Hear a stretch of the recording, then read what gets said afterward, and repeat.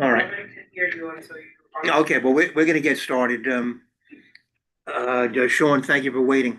And JC is here, and so is Julio, in case you're wondering. You're not alone. We're going to get started. Want to welcome our newest member of the committee, a public member, Rita Hamburg. Yay. Well, excited to be here. Let's see if you say the same thing at the end of the meeting. We also have my assistant chair, O.C. Kamina, and our dedicated, I guess, unofficial secretary, note taker, minutes person, Jacob Banis. And Jacob. Um, and and Julio Batista is in the room, community affairs liaison from New York Presbyterian, and I see that Pauline Ferrante, our borough liaison from the Department of Health and Mental Hygiene, is also on deck here. So we're gonna get started with the presentation from a couple of people from New York Presbyterian on I think it's a triannual community health needs assessment done once every 3 years by order of the state health department. And so we're going to hear from, I think we're first going to hear from Sean. Yeah. On the community health needs assessment. And then JC is going to chime in on the community service plan, which is developed out of the health needs assessment. Very good. Stephen. Okay, very good. Yeah, I finally have learned. Sean, let's hear about the community health needs assessment. Yeah, sure. Let me just see if I have the ability to share my screen. Hold on 1 second. Oh, 1 second. I have a board member who has raised his hand.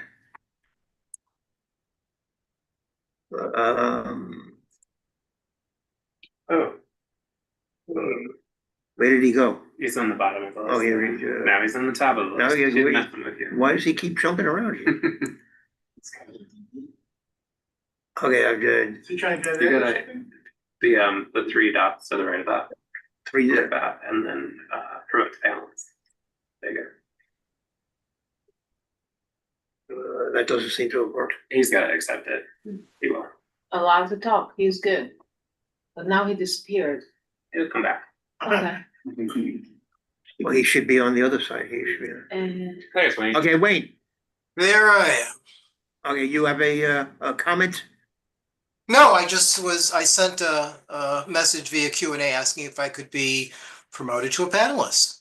Oh, well, even not even knowing that that was your request, we did it anyway. Wonderful. And now I'm also promoting Krista Woodley, who is a legitimate member of our committee. Okay, very good. All right, so Crystal, I don't know if you heard earlier, but we now have a new member of our committee, a public member who's been appointed by the chair, Anthony Viola. We have Rita Hamburg joining us tonight. Nice to meet you. Beautiful. All right, very good. All right, so where was I? Well, I was cutting off Sean Van Dyke, who is the manager for community engagement in the Community Affairs Division at New York Presbyterian Hospital. So that's actually a more appropriate introduction. Sean, go ahead. Thank you. And like you said, just give some background information. The community health needs assessment is, like you said, is a triennial assessment. Hospitals are required by New York State and IRS to conduct a health assessment of our service areas. Our last one was done in 2022, so we submitted an updated assessment in 2025, at the end of 2025. The study is a mixed methods approach, looking at both quantitative and qualitative data, which I'll dive more into in a second. But through this approach, we identify areas of high need, key health disparities, as well as those factors contributing to the challenges. And then the findings from the CHNA directly inform the community service plan, also mandated by the IRS and New York State, and on the same cycle as the CHNA. And the plan details the hospital's interventions addressing priority health needs in those high disparity communities, again, that were identified in the needs assessment. And an important aspect of this process is continuous program monitoring and evaluation to ensure impact and accountability. I will just take a minute to step back and say that the community service plan is only a subset of our community work. It does not represent our full portfolio of community programming, which when I turn over to JC, he can detail more. But I just want to take a minute to let everyone know that it's only a subset of our community health work. Um, so yeah, and as I was saying, key part is ongoing program evaluation. We every three during the 3 years, every year we submit updates to the state on our progress meeting those program goals that we set at the beginning of the year. And so just taking a deeper dive into our methodology this go around, as I was saying, it is a mixed method looking at both data and getting data from publicly available sources as well as from the community. And so that first we start off by looking at our patient data. This helps us find our core areas, where our patients are coming from. We analyzed our last 3 years of patients to get this number. It was a lot of records that we had to go through. And then once we were able to identify our core areas, we overlay that data with our claims data to find out where those high Medicaid patients, because Medicaid enrollment is a strong proxy for vulnerability and unmet health needs. So by looking at Medicaid patient distribution, we ensure that our CHNA priorities are not just based off volume, but also where health inequities are most concentrated. And so once we have all that information, then we look at over 70 health indicators and over 300 literature reviews to understand and track trends in health and health-related markers across the catchment areas. And then, as I was saying, getting feedback from the community, that qualitative data is key to this whole assessment, making sure that our approach has that holistic view. And so we did this by sending out over 1,400 surveys across New York City and Westchester County. A lot of those coming from the northern Manhattan area, I would say probably more than half. But we also conducted 50 focus groups in the area or across the New York City and Westchester.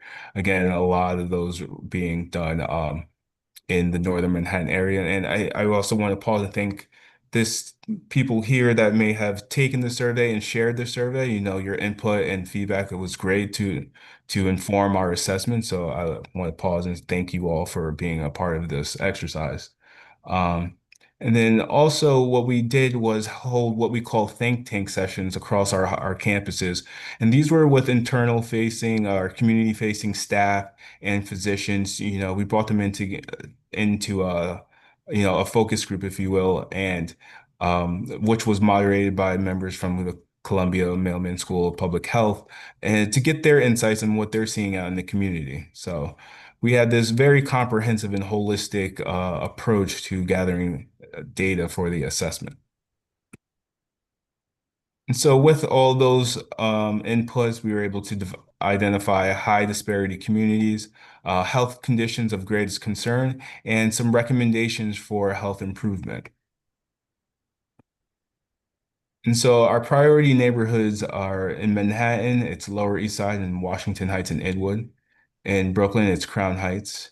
In Queens, it's Corona. In the Bronx, it's University Heights, and in Westchester, it's Mount Vernon and Peekskill. And so looking at the health indicators for Washington Heights and Inwood, you can see some disparities that popped out to us. 31% of residents diagnosed with hypertension, which is significantly higher compared to New York City overall. And the same with diabetes. 15% of residents diagnosed with diabetes compared to 12% in New York City. New HIV diagnosis has is much higher than citywide rates, as well as the rate of avoidable hospitalizations. I'm sorry, how do you determine the avoidable hospitalizations? Um, rate of sorry, that's a stat that's in the CHNA. I can go get more detail for you in that. I don't have that Okay. readily Okay. available, but yeah. That was, I just also had, the study itself is really independent and is in collaboration with the New York Academy of Medicine as well. So this is not just, from us, so it is an independent process. So from the community in the last CHNA cycle, we heard strong concerns around mental health, COVID-related trauma, and substance use. And in terms of solutions, there was a focus on things like access to healthy food, reducing smoking and vaping, and addressing substance use. What we see, sorry. And in the current cycle, some of those concerns remain, but we're also seeing a shift. Chronic conditions like diabetes are now coming through more strongly alongside continued concerns around mental health and substance use. Um, what's really notable is the change in recommended solutions. We're hearing more emphasis on structural and social factors, things like housing access, neighborhood safety, and education. And that tells us that residents are not just thinking about the health in terms of medical care, they're thinking about stability, safety, and opportunity. And those factors are directly shaping health outcomes here in Washington Heights and in Inwood area. And for us, for New York Presbyterian, this is critical because it shapes how we design our programs and where we invest our resources. It also reinforces that effective response has to go beyond clinical care and include strong community partnerships. Do those top concerns, are they ranked in any order? Did you find that most people came up with diabetes as their number one choice? Should I read anything into how the bullet points appear on the list? So I would say that those are the top three. I wouldn't rank these three as one, two, three, because participants were able to select more than one option. It wasn't just the most selected option, but though these three are ones that came up most frequently. Right, because it's interesting. This particular committee has, I would say that we also rank priorities every year, and those three are among the ones that we often list. We always list as well. But mental health has been our number one priority, and the other two are certainly high up on our list. Well, and I would say these three are actually the top three that have come across all of our campuses. So as far down as Brooklyn and Queens Oh, and then Westchester County. So we're really seeing a lot, I think health and or food insecurity is one of those things that's really coming in top of mind. all right, very good. And so from the findings, so we take in our findings from the CHNA, we look at what we did last cycle in our CSP. We also align ourselves with the New York State Prevention Agenda, which is the New York State's framework for public health. And this is how we also come up with our community service plan. And so with that, I'll turn it over to JC. All right, very good. So this is now JC, is it Alejandro? Yep. Alejandro, very good. Director for Ambulatory Care Services at New York Presbyterian Hospital. Thank you. Go ahead, JC. Yeah, first of all, thank you for having me. It's my first time here, so excited. Hopefully it won't be the last. Okay. But certainly I've had just great pleasure in interacting with the group here. As Sean mentioned, in response to our community health needs assessment, the hospital then puts together a community service plan. And it's really meant to be able to take all of the lessons that were learned and be able to respond to that, right? We do this in partnership with the incredible community-based organizations that we have here in Washington Heights and Inwood.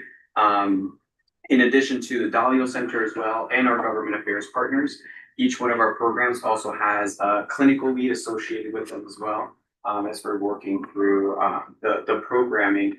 And as we're highlighting some of the programs in a little bit for our community service plan, just re-emphasizing that it really truly is a small subset of all the programs that we have. We have a total for community programs across New York City and Westchester. We have around 45. In Washington Heights and Inwood alone, we are operating around 25 of those programs here. Washington Heights and Inwood's very special for our division because it's truly has been where a lot of our programs have grown and matured. And then we've taken the lessons learned and been able to really spread them across New York City and Westchester County as well. So we have our highest concentration of programming we see uptown as we go through. Well, if they work in Washington Heights and Inwood, presumably they can work anywhere. This is the testing ground. It's an incredible testing lab, but not only that, it's the partnership, the trust that has been created over decades with the organizations throughout the community, because we need to co-design, right? As a hospital, we're seeing this, but then we're coming to our partners and saying, hey, this is what we're seeing. Let's build something together, right? In response to this and how this would work as we're going through. One of the things that you'll notice for the programs that I'll be talking through is that these programs not only address the clinical drivers of health, but they're also really trying to interact on the structural underlying aspects of health as well, right? So really taking the upstream determinants that we think about socially and the medical determinants as well, and then sort of matching them up together. And that to us has been the key to successful programming for our division of community population health and being able to address these priorities. The programs that we have within our community service plan really reflect the strength of our partnership. And it's really done again in collaboration with all of our community-based organizations as we go through. So if you want to just press next, Sean.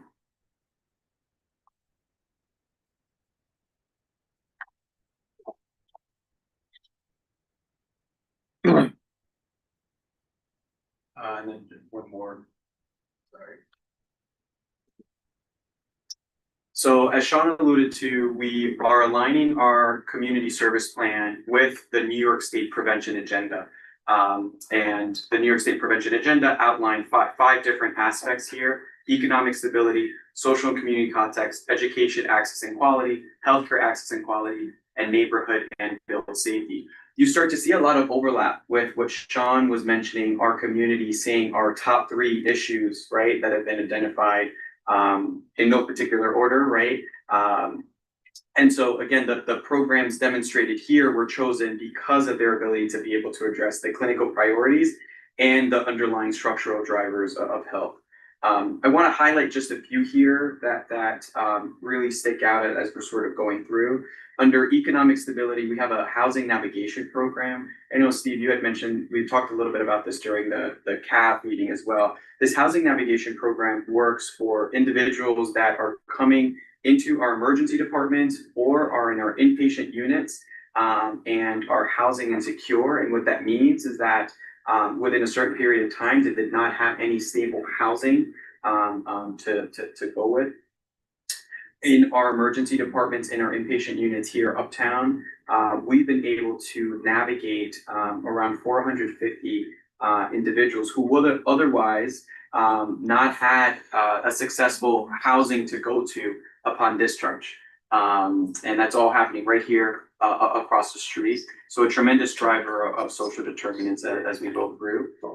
We're also hearing, of course, diabetes being one of top concerns around the community as well. So we have a program I want to highlight here. It's called CHALK Food Farmacia. Farmacia means pharmacy in Spanish, and youth market.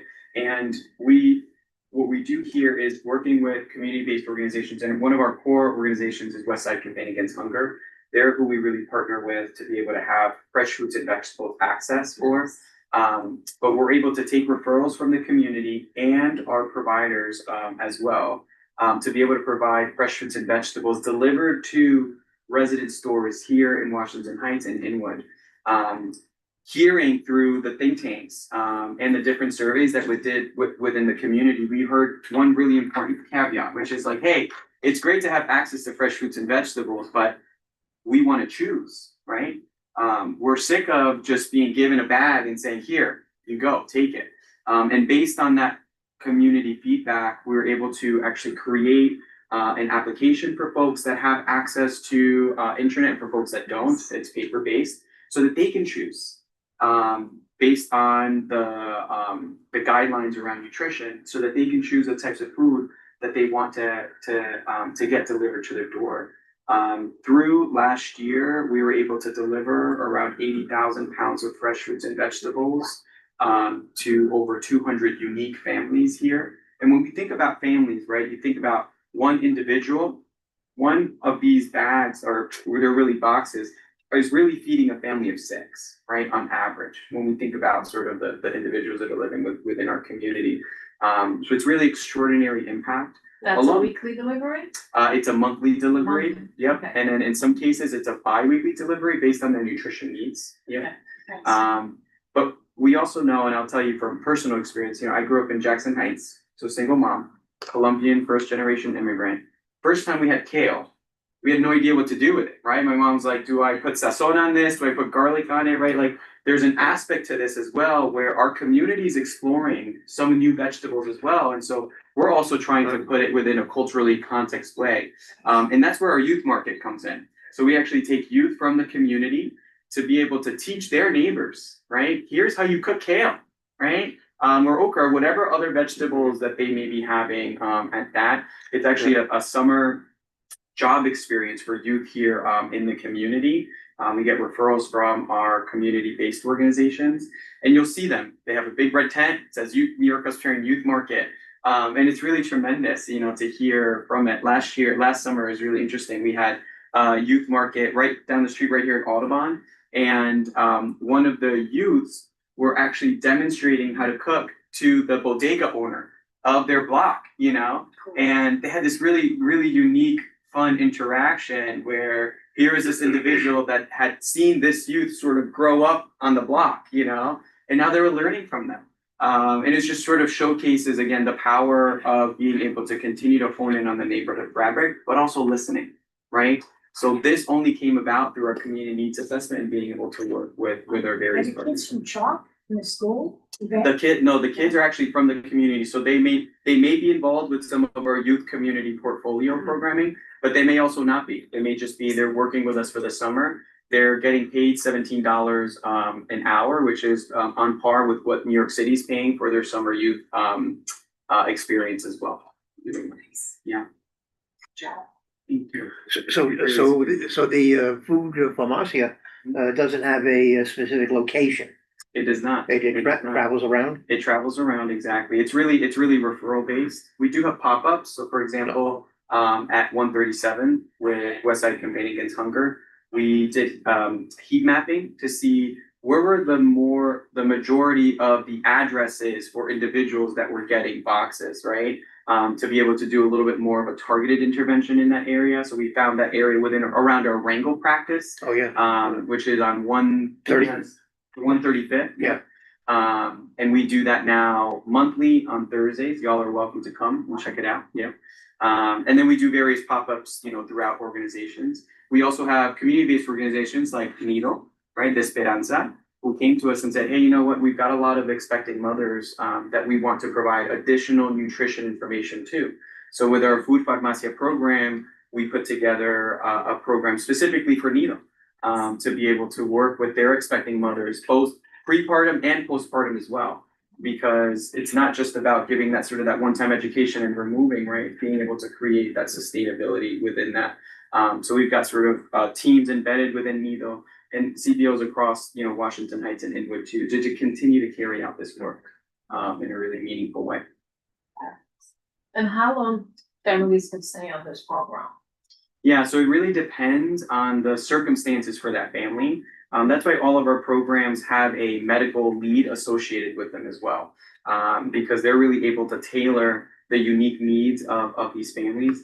I think at most they're staying within a year, and then there's a referral pathway to a dietitian and nutritionist, within the neighborhood or the healthcare system, and also back to their primary care provider, pediatrician, internist, family medicine, whatever it may be. So we have a really strong, it's a whole person approach, right? And being able to do that. Families, like people need to have health insurance? They do not, attachment? no, no, Okay. they do not need to, That's there's no important to know. documentation status needed. All we need is that individual to be able to provide us somewhere where we can either deliver the fresh fruits and vegetables, or they can come pick it up. For individuals that may not have, stable housing. And then we do the rest with them. The majority of the referrals we're getting are from community-based organizations, so they're already, like Nido Esperanza, they're already engaged with the families to begin with, right? So it's not, yeah, exactly. So we're not necessarily getting individuals off the street, although our youth market is meant to do that. We're in the corner and we're just saying, hey, come check us out, and then we can get engagement there with the general population as well. Just want to round out just a couple of pieces here. Under our social and community context, we saw, and you saw one of the top three was around substance use, right?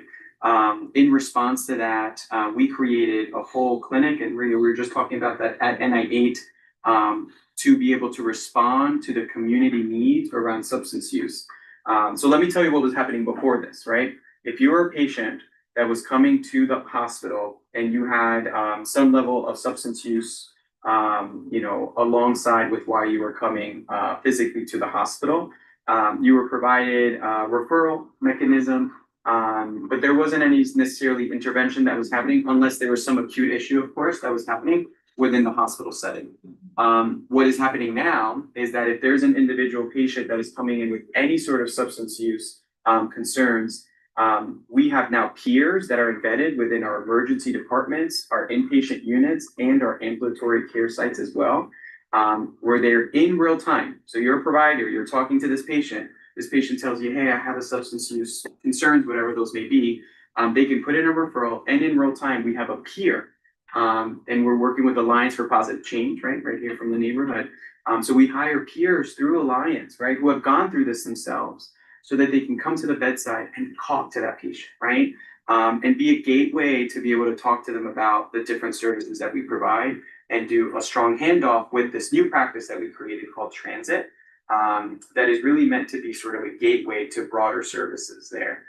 So we have internal medicine, psychiatry, social work, care coordination, all the wraparound services that an individual needs. Starts at 18. It's all 18, exactly. It's adults. Yep, it's the adults specifically there. And this is all happening in real time, right? So that then these individuals, once we can stabilize whatever substance use they may be having, can then either be referred to internally or externally, depending on what they be having. Are you providing a detox? Are you getting people off of the drugs? It depends on what their goals are, right? There are some individuals that may not necessarily be their goal. And so the medicine team is really there to help advise and support them. There's of course medication that can help. And so we do provide that medication on site. But then there's individuals that show up with withdrawal symptoms, right? And we're able to really take care of them. Hello, how are you? Welcome. To take care of them as they go through. So it's really individualized, just like we would when we go to our primary care doctor and they're like, hey, what are your goals? I don't know, I need to lose weight. Great, let's talk about that. Or I just want my blood count. So it really is individualized. But what makes it really unique, and we're working with Alliance, and what we're hearing with Alliance, who's in the space, is saying, hey, this is extremely innovative, right? Like the idea of having this peer model that is able to support in real time, but also the investment to be able to have this practice, to be able to do that. Normally, again, traditional systems are referring to, something else or going back to the community. And again, this was in direct response from what we're hearing from the community, that substance use is a top concern. So, do, let's say, individual families that use your services, if they have pets, are pet food including in that program as well? Pet food for the substance use or for housing? No, I'm talking about, individuals or families that have dogs, cats, pets. Yeah. Sometimes what we hear is Yeah. a barrier to getting care is, I have this animal at home, or, wherever it may be. That's where care coordination comes in. And I can't remember the name of the organization, but there are organizations that can help support with that.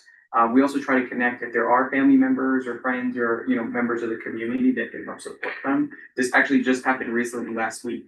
We had an individual, that was open to going to a detox center, but he had his dog at home. And so didn't want to leave the dog, in that moment.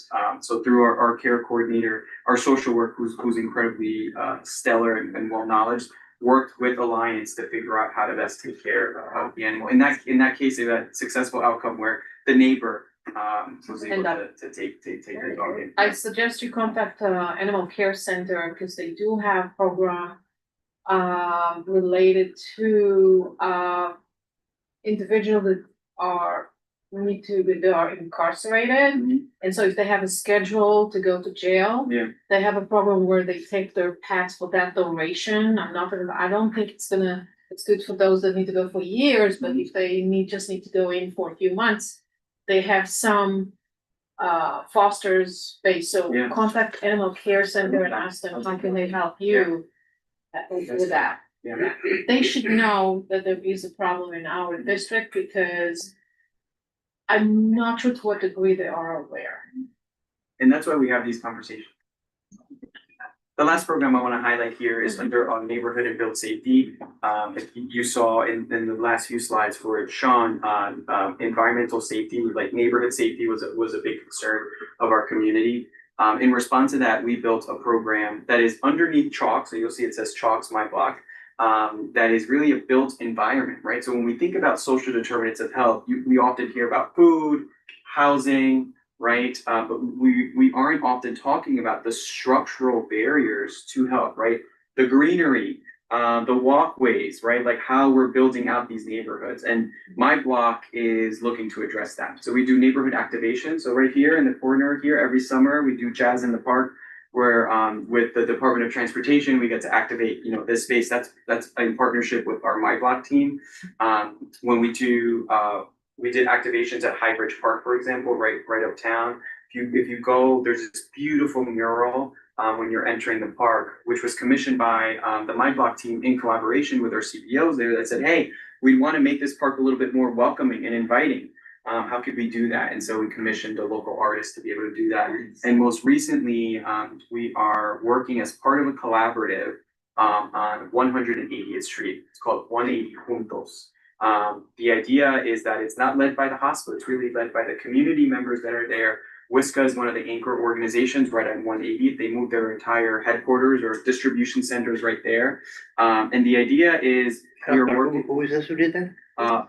WISCA is one of the anchor organizations. They have their distribution centers on 180th right now. That's where the old post office used to be. But is that the West Side Hunger Group? WISCA, West Side Campaign Against Hunger. Sorry. I don't know. Acronyms. Yeah, That's my okay. fault. Yeah, I appreciate that. Okay. And so we have the Department of Transportation, the DA's office, working alongside with individuals who own salons on the street, other community-based organizations, to really think about how do we, on that 180th corridor, where there's a lot happening, really build an environment where folks feel really happy and energized to be there. There's an incredible park right at the end of 180th Street, right?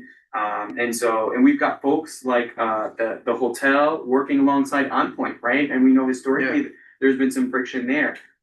Literally sitting down across the table from each other, trying to figure out how do we revitalize this 180th block together.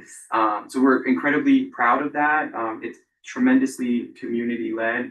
And I'll leave us with just this one note, but the strength again of all of these programs and our entire portfolio is really the partnerships that we have with the community. We wouldn't be able to do that without it. Not just through the listening sessions that we have, but really being able to hit the ground running. Okay, I want you to say something about mental health first aid. Yeah, absolutely. So we have a mental health first aid training that's available to all of our community-based organizations throughout the neighborhood. And it's available in English, Spanish, and French as well. And the idea is to be able to empower community members to be able to understand the first signs of mental health struggle and concerns, right? And the idea is not for them to be clinicians in the space. it's really to be able to help identify and support, and then be able to think about, okay, well, what happens next through this. So we've done mental health first aid training, across the region. And once the individuals within that organization are trained, it's a train the trainer model. So really, it's sort of like they can continue to then train the rest of the organization. You're really building resiliency within that. You don't need sort of the individuals that first train them to continue to carry out those pieces there and thinking through. So incredibly impactful, available to all of our CBOs. How do we access that? Yeah, We have so a you can phone reach number? out if you want, reach out through Julio when we'll connect. Yeah, and we'll be able to build that. And the HIV coordinators, one of the worst statistic I think I saw in Sean's presentation was the fact that we have a very high HIV diagnosis rate, much higher than, significantly higher than the rest of the city. Significantly higher. In fact, 1 in 5 individuals living with HIV are taken care of by New York Presbyterian in New York City. So, I think as a system, we have a responsibility, I would say, and a duty to be able to lend a hand in being able to ending the epidemic. So our HIV coordinators are essential to that. So what they do here in the community is it's really a treatment to care model. So as soon as an individual comes and touches any of our emergency departments or inpatient units, or any of the neighboring emergency departments as well, because we do use sort of like a citywide system to be able to capture that. It alerts us anytime that any STI comes back positive, gonorrhea, syphilis, chlamydia, and of course, HIV as well. With that, the whole goal of these HIV coordinators is to be able to connect these individuals to care. And that's the most important piece. Whenever anyone talks about how do we end the epidemic, how do we bend the curve, it's connect to care. And testing, right? Because we have individuals in the community who may not know that they're infected, and that just continues. And that's what we're seeing in our community. And that's why our community rates are so high. And so our HIV coordinators are out there trying to get testing much higher. We have a sexual health mobile medical unit that goes out through the community. So folks don't need to come to us to get care. We want to be in the community, break sort of those traditional barriers of the walls of a health system to be there. And we do testing, right? Once we do the testing, we working through our lab team, get those results extraordinarily quickly, and then be able to connect and refer these individuals to care. We work really closely with the New York State, the City Department of Health, of course, to be able to create sort of a system in areas where individuals may be hard to reach or don't want to connect to care. How do we best sort of engage them? And our HIV coordinators are essential to that. They also provide a safety net for our providers, right? Sometimes when specifically an HIV test comes back positive, some providers may not feel as comfortable, in having that conversation and what happens next. And so our HIV coordinators, similar to our peers for SUD, as soon as a referral puts in, almost in real time, those HIV coordinators are at the bedside talking not only with the patient, but also the provider. So it becomes really a triad, right? Because we know that once we have an infection, the immunocompromisation, can happen. And so really sort of thinking about, are there other, medical aspects that we need to be thinking about for that individual? One of the big drugs is called PrEP. And, PrEP has been really a game changer in many ways for the community to be able to bend the curve. A lot more work left to be done, of course, as you see sort of the numbers here. Some of the hotspots around New York City is Washington Heights and Inwood. We also see in Crown Heights and in Jackson Heights as well. Unfortunately, my old neighborhood in Corona and Jackson Heights, a lot of the sex workers that are happening there. In Crown Heights and in Washington Heights, there's a as we're sort of thinking through the connection of men having sex with men and the low testing rates. That combination creates a really combustible sort of environment for us. So our HIV coordinators are really in the front line of that, hitting the pavement, talking to folks. One stat that actually just came about yesterday that I thought was just incredible. One HIV coordinator, and this may not be unique to the system. I just don't know what the other data looks like out there. is able to have around 6,000 interactions, throughout the year. So when you think about that, all the times that they hit the pavement to talk to people and sort of go through, that's their job. And they're just incredibly passionate, in being able to do that. Many of our HIV coordinators have had family members or experiences or backgrounds around this similar to our SUD. And that makes it that much more powerful, right? When you're talking and sitting across from somebody that not only that can really, really empathize with you. And so. So the HIV coordinators are regular hospital employees? HIV coordinators are hospital employees, yep. And we've got some funding that's coming in from the CDC that helps us do that work. Didn't get cut, huh? But through all of that, we're really have operationalized it with hospital dollars, right? Because of everything that's happening holistically. I think, for on our end, I think it's a responsibility to be able to do that. We can't let go of that. So regardless of whatever, sort of government funding may be happening, we've committed thankfully to making sure that operationally our positions are funded. But what's the name of the doctor we see every December? Dr. P. Gordon, Peter Gordon. Peter Gordon. He's my medical director for this group. I mean, he's a, he does a legacy presentation yeah, every he's, December. He's wonderful. I mean, he's fantastic, but he did, I mean, he's like a hero, but, He's a world expert too. yeah, but in past years, he's come to us, and has been somewhat optimistic about the fact that he thought that, that HIV was, maybe on the verge of being conquered, that maybe it was we were gonna get to a point where it could actually be zeroed out. But last December, he was really pessimistic, and now I can see why, because our numbers are getting worse. Yeah, but I think Steve also, he mentioned really the change in administration and how much fundings have been cut Cut, and things yes. of that nature, which has impacted really the work that he does. And I want to echo that because the whole key to ending the epidemic is testing and connection to care. So if we're, let's say, doing a hell of a job at Washington Heights in connecting with individuals, but organization loses funding somewhere else in the city, right?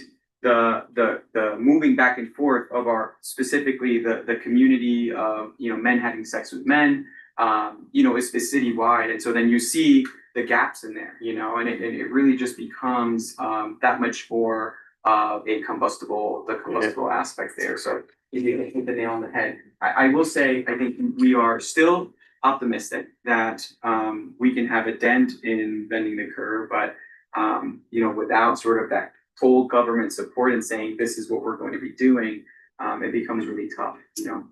What about sharing needles? Is that, where is it in the, in the rate of, infection? Yeah, it's a high risk activity. It's a high risk activity, absolutely. But it's not the highest? It's not necessarily the highest, but it's, from a lifestyle perspective, we do see, sort of the, some level of aspects, involved there. Where we see more is around sexual behavior, the transmission, of it. That's really sort of, where we see the majority of new infections coming from that. Are they also working in George Washington High School? They go there? There is a youth component to this as well. Our HIV coordinators aren't in the schools, but we have programs in the schools. Our Lang Youth Medical Program does a lot of work, and you're very familiar with this. We have health clinics. We have school-based health clinics as well throughout the entire neighborhood. Yep, where they're doing a lot. And the school-based clinics have a program called NY Peers, which is not listed as part of our community service plan, but what they do is provide health education for youth in high schools as well. All right, well, I think we stopped you from, Crystal. Crystal, you have a question or Yes, comment? I hear him speaking about the youth component, but I know the New York City has a faith-based organization initiative as well. Are you able to tap more into that as well? Our faith-based communities are a core of what we do, absolutely. I think we can always do more. So Crystal, happy to engage together if there are, organizations or different programs that you'd want to sort of connect us with. We have a program called BBKH, that is solely around being able to outreach to faith-based communities and organizations to be able to do health education and promotion. It's led by an incredible doctor, Dr. Lucy Torres Days. We work with faith-based organizations to be able to provide education to their congregation and really be able to leverage the idea of community within those organizations. What we do though, Crystal, is when we go to faith-based organizations, we ask them, hey, what do you want to hear, right? What's plaguing you and the community? A lot of what we hear is similar to what Sean brought up earlier. We hear a lot about diabetes education, is one of the top ones. Food insecurity is a secondary one as well. All right, well, I think we stopped you from proceeding with, That was it. That was it. Yeah. This is it? Oh, This okay, is no, it, I'm yeah. sorry. Oh, No, that's no, great. don't worry. No, Okay. yeah. All right, so, Yeah. so, We're all set. all right, so let me ask you, are you mandated to carry out the community service plan? Does this, I mean, how, Yeah, so the hospital is mandated to submit a community service plan. right, But it's not mandated on the number of programs, how in depth. Right. And that's where I say, you know, we really take a different approach, right? These programs are not surface level programs, as I just detailed. And I can probably talk to you for more hours just yeah, about each one of our programs. And again, the goal of them is not just to deal with the clinical underlying issues that we're seeing with our patients, but really the structural aspects of it. So our approach is really taking it's a depth versus breadth approach. We do submit an update to the state annually, so that they know sort of where we're at with our different programs. and so are these annual reports, I assume they're public documents? I'll have to defer to our government affairs team. Sean, do you know? The annual reports aren't. My next slide, JC, I know you and your team usually do an annual report on our community programs, but the updates that we send to the state aren't publicly facing, but Yeah, but if you go, that's a really good call out though, Sean. If you click on the next slide, or last slide, Yep. we do have an annual report that the Division of Community and Population Health, in collaboration with Government Affairs and Dalio, pushes out. So Steve, this would be a great way to be able to see yearly what's happening with the entire portfolio, all 45 programs, not just the community service plan programs. Yep. All right, so then we really should make it a point of looking at it every year. And then let me just go back for a second, on the housing, the navigation piece, you said that there were 450 individuals that you helped. Yeah, that were navigated, That you actually found housing for them? Yeah, so we work with a tremendous organization called Breaking Ground. Have you heard of them? Right.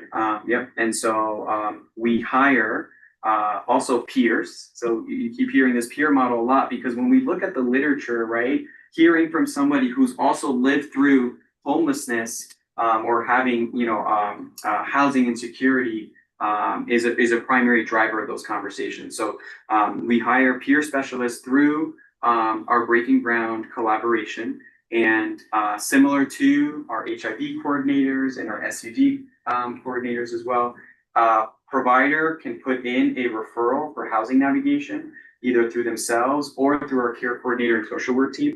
And then our housing navigation team will work with them. And every single one, and these are only for adults and single adults, their situation may be, different than the next person. Someone may be open to going to a site where they do drug testing, where they have clear, times where they come in and out. Someone may say, hey, no, I'm an active drug user and I can't live under those rules, but I would love navigation to some sort of interim housing as well. So all of those 400 individuals had very different circumstances, and it's all done through our collaboration with Breaking Ground. But Breaking Ground found housing for all of them? For individuals that are looking for stable housing, yes.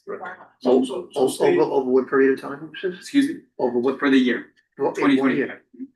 So Steve, as you recall, when this program was first launched up here, Breaking Ground did come before the committee and made a presentation. Yeah, but that was, I thought, pretty limited in scope. Yeah, well, and just started. So, But they were just like patrolling in like a 2-block area around the hospital. Rather than also the emergency. You're right. Now, when JC talked about this being really like the training ground, breaking ground, we found it to be successful. It is now operating also at Lower Manhattan Hospital. So the same work they're doing here, they're doing it for us at Lower Manhattan. Now, I know that when we made the last presentation, we talked about having them come back Yeah, to this committee and give them a presentation, so that's something that all right. we certainly, work. But we With the were also, committees. we were also encouraging, the hospital maybe to expand, the terrain that they cover. Because I don't, I believe it didn't go any further than maybe 170th Street, Right. and between 165 and 170, something like that. But as you remember also, they got a referral for someone that was outside of the catchment area, they still, try to.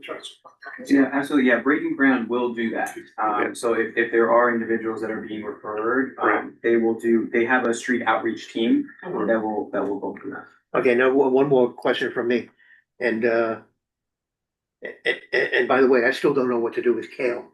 But My mom didn't either.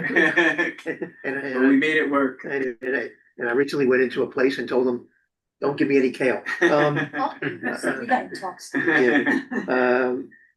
So did you say that the chalk program provided 80,000 pounds of fresh fruits and vegetables? Mhm. It was fresh fruits and vegetables. Fresh fruits and Yeah, vegetables. Yeah, and 80,000 pounds. there's also protein, Yeah. and also, Like eggs. yeah, exactly. 2025, yep, And this was for 250 families. for around 200. All right, Jacob, you have that for the minutes? All right, very good. All right, any other questions? You mentioned the buses that go around in the community for care. Do you have a map of where they are? For what, sir? The buses that go into the community? Oh, the boxes, yeah. So is there a way for people to know when the buses are gonna be there? Oh, for our mobile boat, yeah, so our mobile medical units, yep, are primarily operating actually in Brooklyn and Queens. And the reason for that is that geographically, Washington Heights and Inwood for us is much easier to be able to walk, thoroughly. But in Queens and in Brooklyn, we've got a much broader sort of, canvassing and being able to do that. So the mobile medical units are primarily in Crown Heights, Jackson Heights and Corona, and University Heights, in the Bronx. Yeah. Yeah, and I think that Dr. Gordon told us that his mobile van has been mostly in the Bronx, did he say? So that is the same one. Oh, it's We're talking about the same one. Oh. Yeah. Since then, it's expanded. Oh, okay. All right, anything else? All right, well, thank you, JC, thank you, Sean. Sean?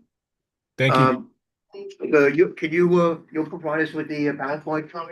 Yeah, you won't, okay, good. I'll get it too. All right, so we can make sure we have the, Yeah. it's reflected in the minute. Have y'all. All right, thank you very much. Thanks for having me. All right, And we get good company here. all right, well, thank you for coming. All right, next on the agenda is a discussion about the Zeta Charter School's plan to construct a middle and high school at Broadway and West 181st Street. OC tells me that she had, she was able to look. Hopefully I'm not the only one. Well, I'm citing you as an example. I made it through about, of the environmental assessment statement, I think I made it through 300 some odd pages. I think the rest of it is really appendices. I think I really The site is from. I think I read through the heart of it all. And I hope some other people also had a chance to look at it. So Did we ever get a consultant for that? I'm sorry. Did we ever get a consultant for that? Oh, no. Okay. No, that'll be sometime in the future, I guess. I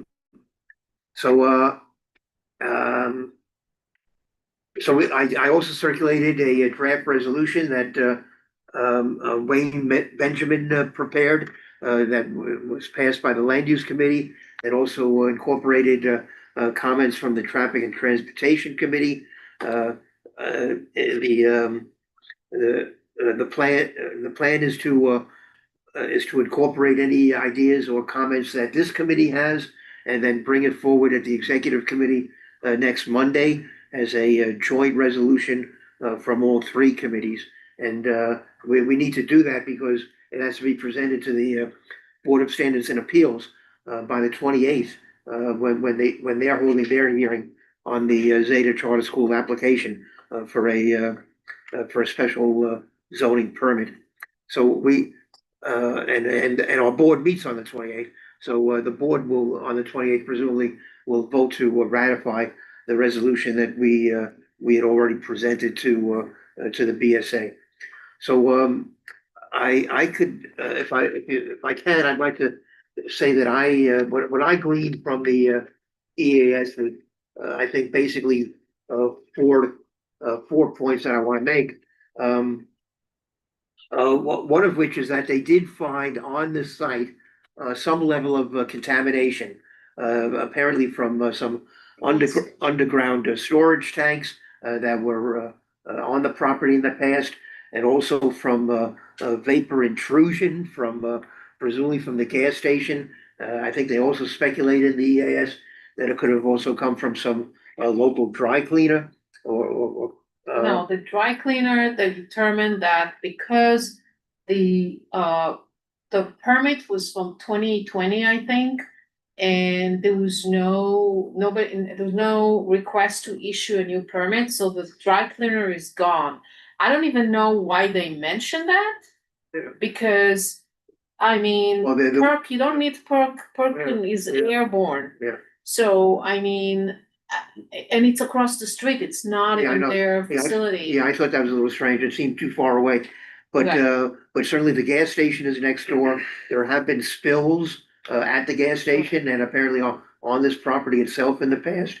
So they did find some level of contamination, and I didn't find anything that really explains how the site would be remediated. And it's always a concern of mine as to how that work is carried out, and then how the contaminated material is transported out of our community. So that's a point I would like to include in the resolution.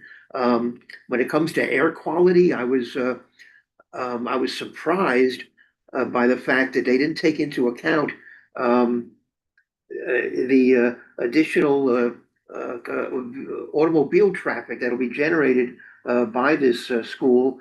That didn't seem to, they apparently didn't seem to think that's a factor, either that there are too few cars that would be coming, or what I was surprised by is that the measurements they were taken, that they took at some point, they took them at Broadway and 182nd Street instead of at 181st Street, which makes no sense to me.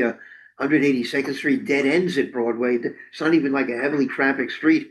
I mean, 181st Street is the street that generates all that traffic. So and yeah. Well, and when it comes to buses, when they made a determination that there would be no significant impact on the buses being able to accommodate the additional bus traffic, it looked to me as the only buses they looked at were the ones that are coming over 181st Street from the Bronx.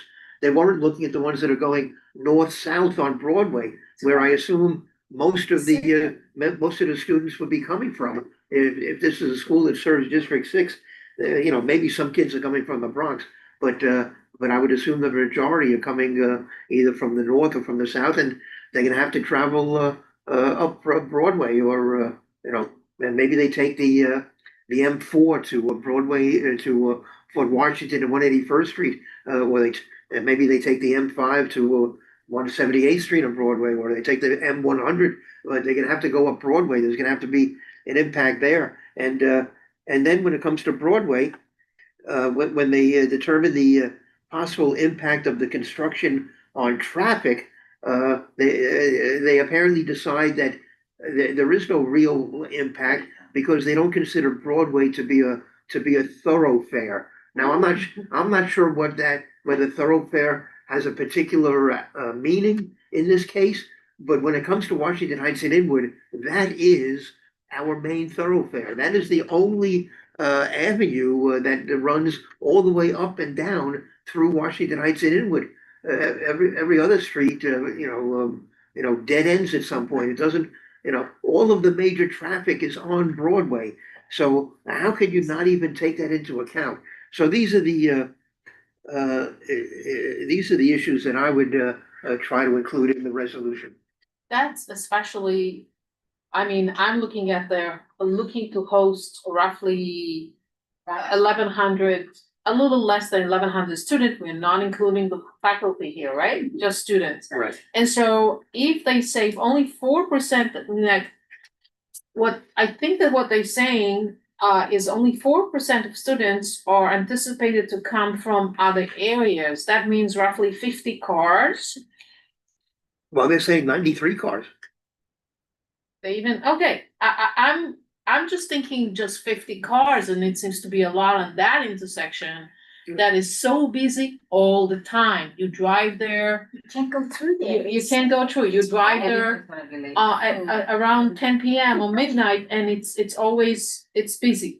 So I find it a little odd, and I think I don't know, I find it odd, and it's just like in disbelief that they say that there is no impact in terms of traffic, but I don't wanna get into the traffic too much, because the traffic transportation Yes, did that, exactly. right? Yes, We need to concentrate on what yes, we're doing. yes. So, in terms of, I don't wanna tickle the air here, but in terms of public health, on page 8, there was, indication about noise. It wasn't clear to me if the noise on that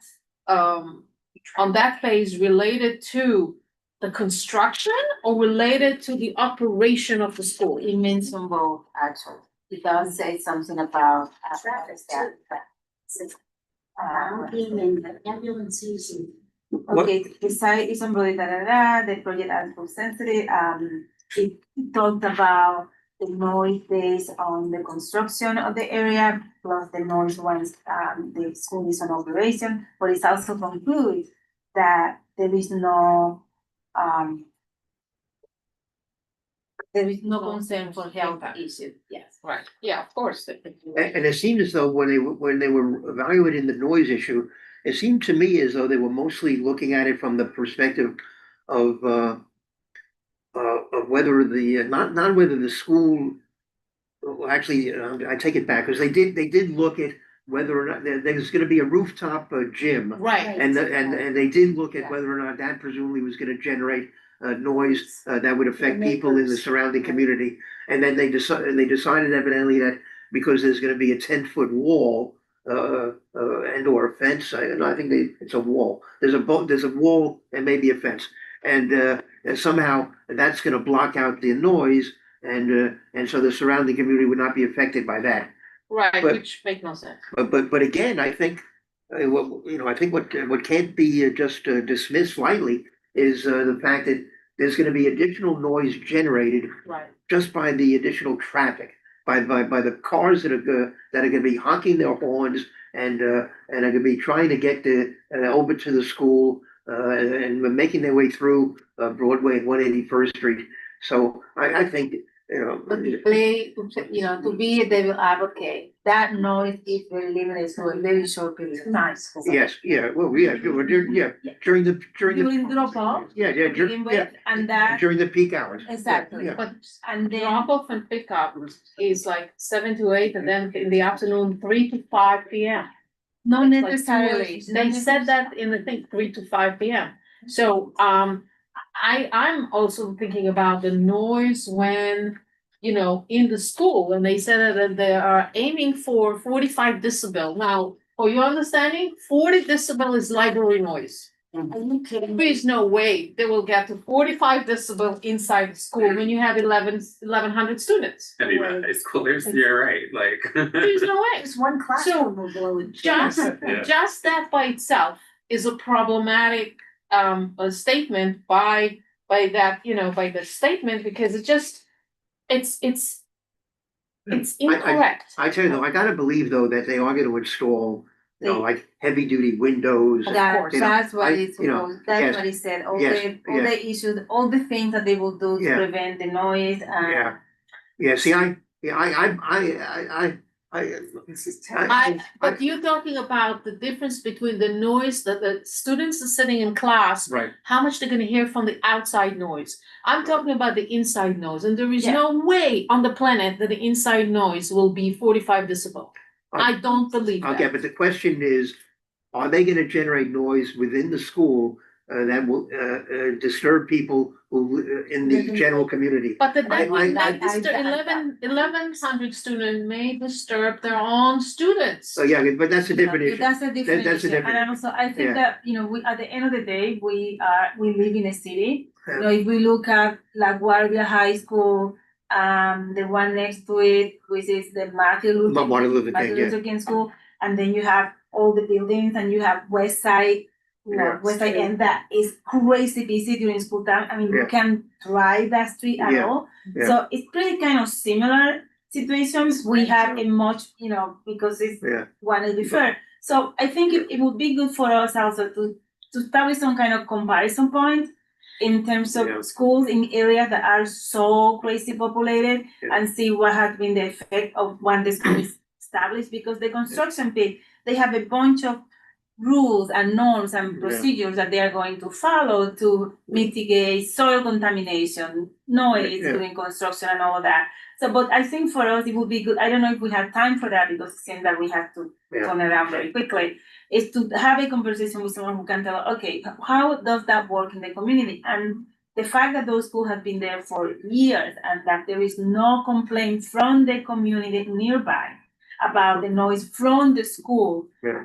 to be informative to us, at least for us to consider, Yeah. if anything. You know, we do need schools, I don't know, this definitely the site is very problematic. other vacant lot anywhere? Have you got stats from the precinct in terms of incidents, you know, at that corner there, 181st? That you could also see? Yeah, we should, You could- yeah. you could cite, because, but if you're gonna have kids there, it's such a heavy traffic area.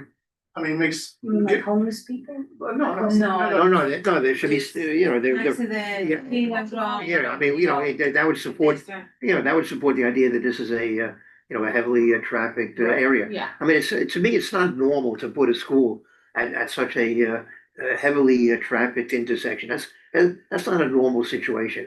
I mean, Martin Luther King and music and art, they're not on Broadway. They're like a block off of Broadway on a less traffic street, and they're not. But these are high schools. But what? But these are high schools. Yeah. Well, this will be both a middle and a high school. And how many students they have over there, we have to consider that. Oh, Yeah. that they allow census. Well, those are big schools. Those schools. Those are big huge, schools. Yeah. Those are big schools.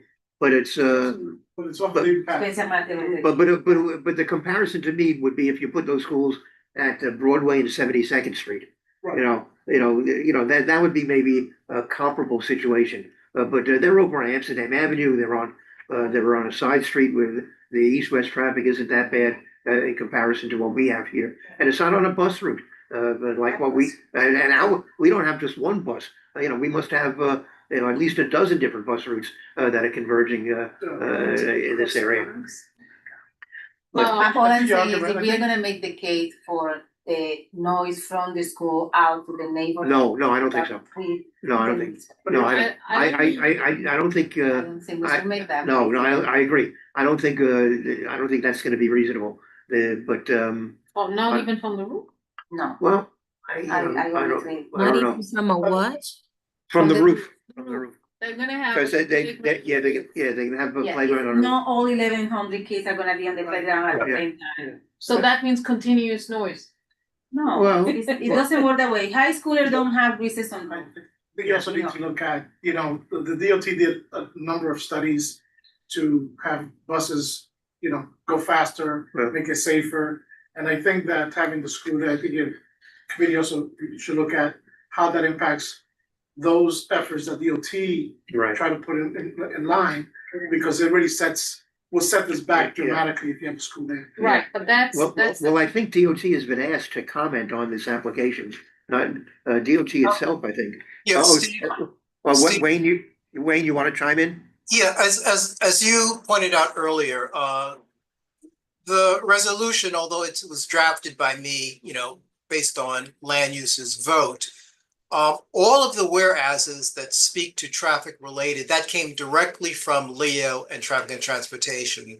So the busy intersection and the site being, sort of inappropriate for a school is something that the 34th precinct and DOT and I believe MTA have already, opined on, and we've dealt with BSA applications for schools in locations near train tracks and other, and you're right, the required construction standards, the building envelope must be designed to attenuate the sound. But what we've been waiting for like a month or so is what concerns the community board may have vis-a-vis in my environmental.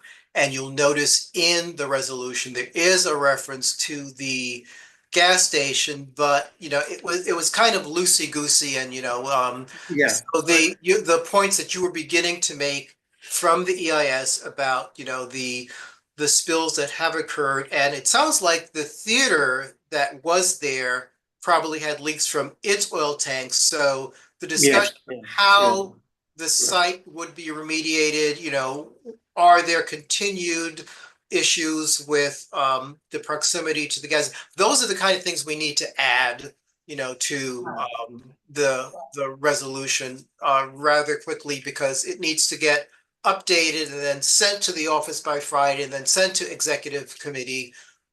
So yeah, I mean, someone said and you're right, you're not going to have 1,000 students on the roof at the same time. I went to high school on 2nd Avenue and 57th Street. I think we had 5,000 students in the school, but we were not all, we had a terrace, we were not all out there at the same time. yeah. Right.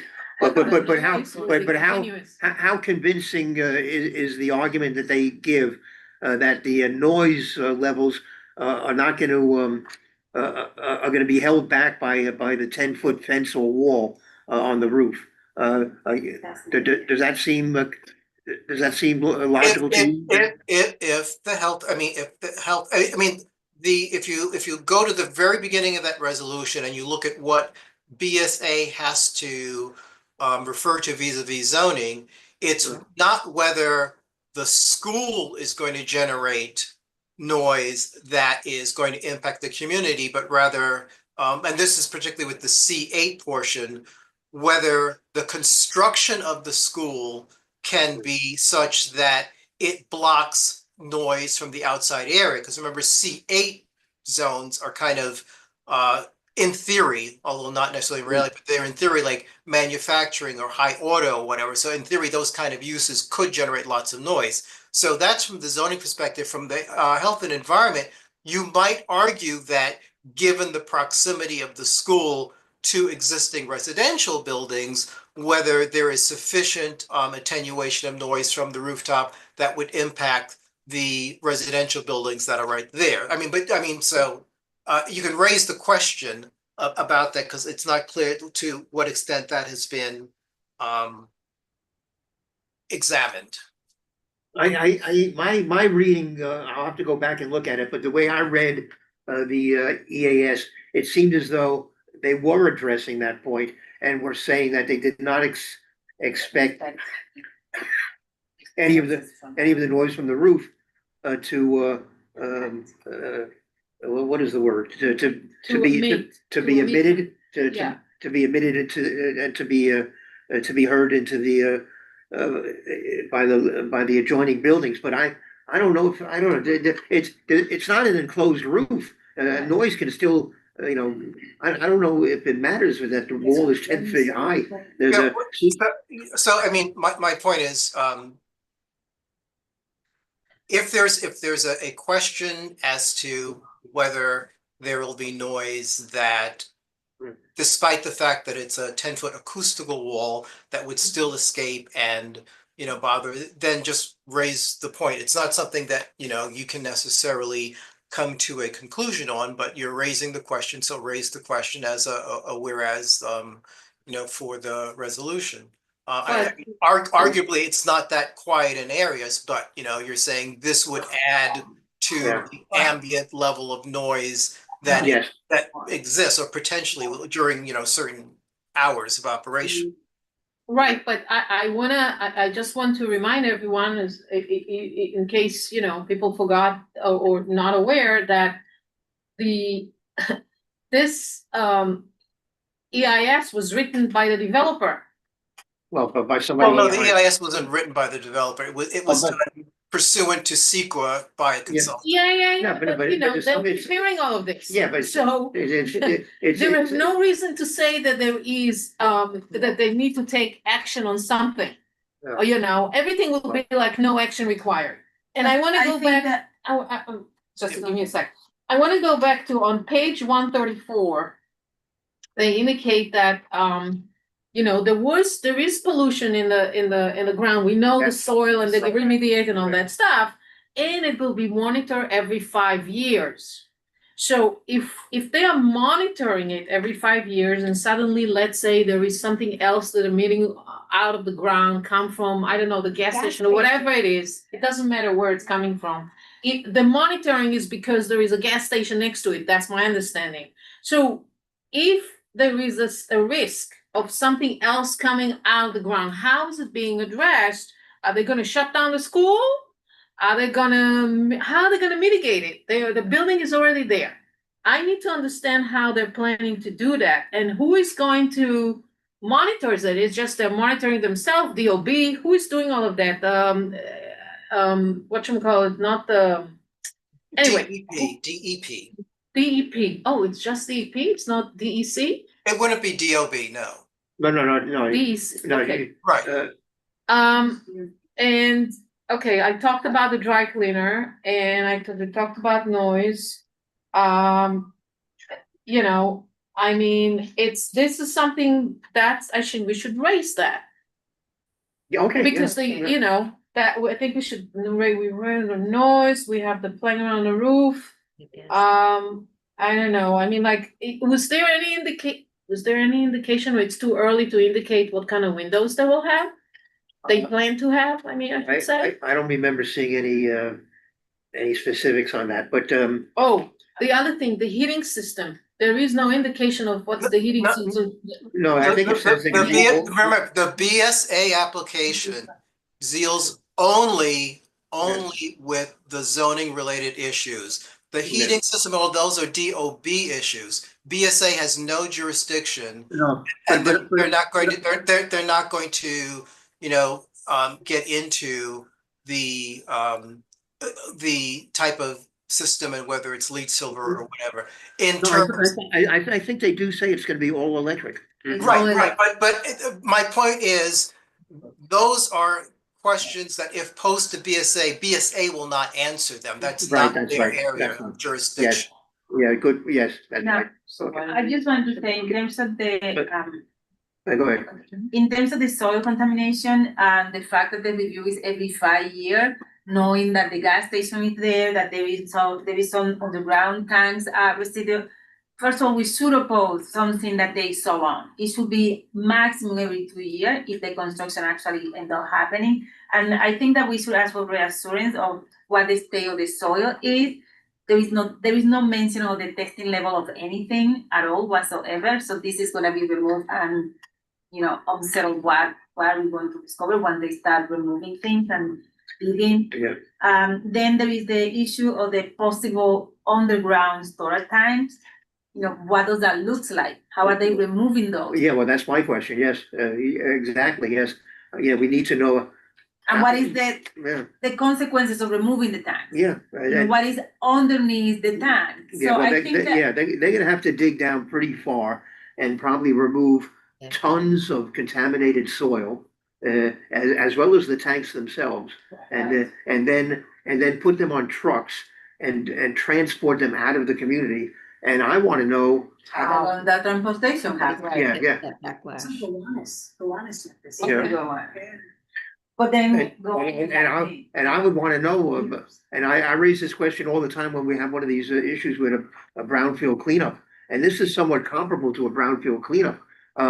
Yeah, I want them to take the most direct route out of the community as possible. I don't want them, you know, driving all around where some contaminated soil can, could spill out of the truck or something. They So- didn't, from what I read, and I don't know, I didn't read all of it, obviously.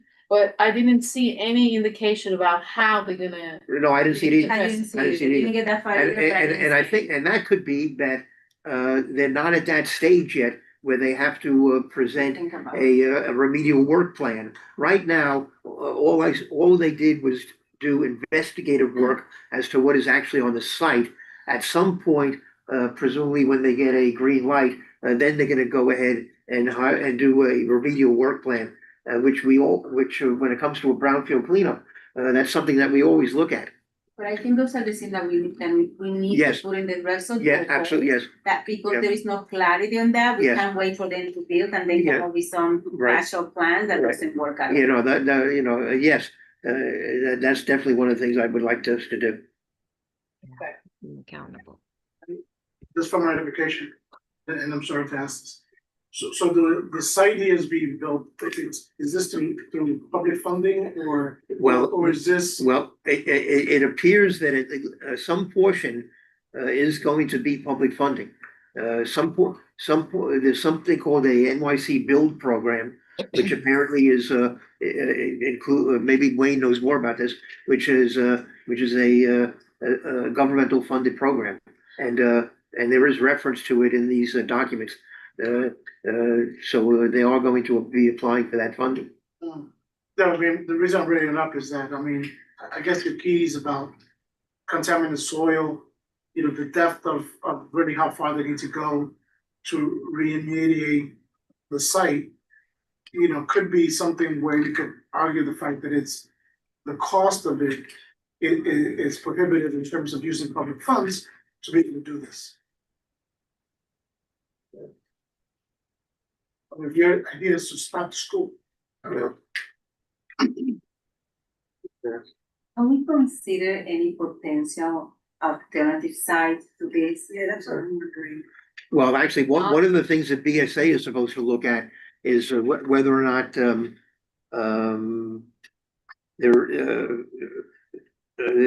is no practical possibility of obtaining the So, site. once again, Steve, the BSA application that was originally forwarded to me, and I shared it with you and with TNT. One of the documents is the list of all of the sites that were considered, and then the sites that were shortlisted, and why various sites were not picked. So that's a document that, has been, in our hands for a couple of months. Right, but I Okay, well, I mean, we know for a fact that Washington Heights and Inwood is pretty heavily developed, and we don't have a hell of a lot of vacant lots, especially vacant lots of this particular size. Yeah. And I tell you, one thing I was thinking about is the fact that there is this development that's going up at Fort Washington Avenue and 184th Street on the big rock at Bennett Avenue. The train, yes. Next to Overlook Terrace, next to the train. And that project is supposed to have 5 or 6 floors at the base for a community facility, which they have said is going to be a charter school. But I don't think that's a great location either for a school and a place that could handle a lot of traffic. So I don't know whether I would even recommend that these people take a look at that building. Right, but to the question that was raised, yes, BSA is supposed to look at, or the applicant is supposed to document to BSA what other sites were considered, and there is a document in the application that we received that does that. All right, I have to take a look. I have to take a look at that one. Yeah, the tree. All right, any other comments or questions? All right, so are we supposed to vote on that as a committee? yes, I would think so, yeah. Okay. Right, so just to summarize what Steve said, the resolution that you already have, the land use committee and TNT have already, collectively passed a resolution not supporting the requested special permit, mostly based upon, traffic, public safety related issues. And I don't know, Steve, if you shared that with the committee. So the yes, I did. Yes, point I did. is, there may be, and it sounds like based on your discussion, additional concerns coming out of health and environment that would augment why we don't support it. And so what we're looking for is what are those additional whereases to add to the reso? All right, well, I think we've zeroed in on maybe three particular issues. Well, one is on the noise, and we're not convinced that there's no particular impact on any of the adjacent apartment buildings. And number two, and also the fact that they don't seem to have taken into account the additional traffic as a noise factor. Secondly, that we want, we're concerned about the fact that we don't know how the site will be remediated and how the contaminated materials will be removed and transported away from the site. And we're concerned about the monitoring. You're saying the monitoring Yeah, should, the monitoring should take less than 5 years if there's 5 years that they have it. you're saying it should be less than 5 It years. should be less than 5 years. Yeah. Because everything that is in there and because there is no clear understanding on how they are gonna. Right. And then on the air quality issue, which I think is also tied to the increased traffic, and also I think I would like them to take a look at how the construction is going to impact air quality. What about the safety of the employees getting in and out of vehicles to get to the school? Where do you stop? Well, I think that's already covered by the resolution. How is it? What did she say? I'm sorry, she couldn't hear. She was speaking very softly. Oh, she's saying, well, what about the issue about the kids getting out of vehicles and being dropped off into school as a matter of their safety?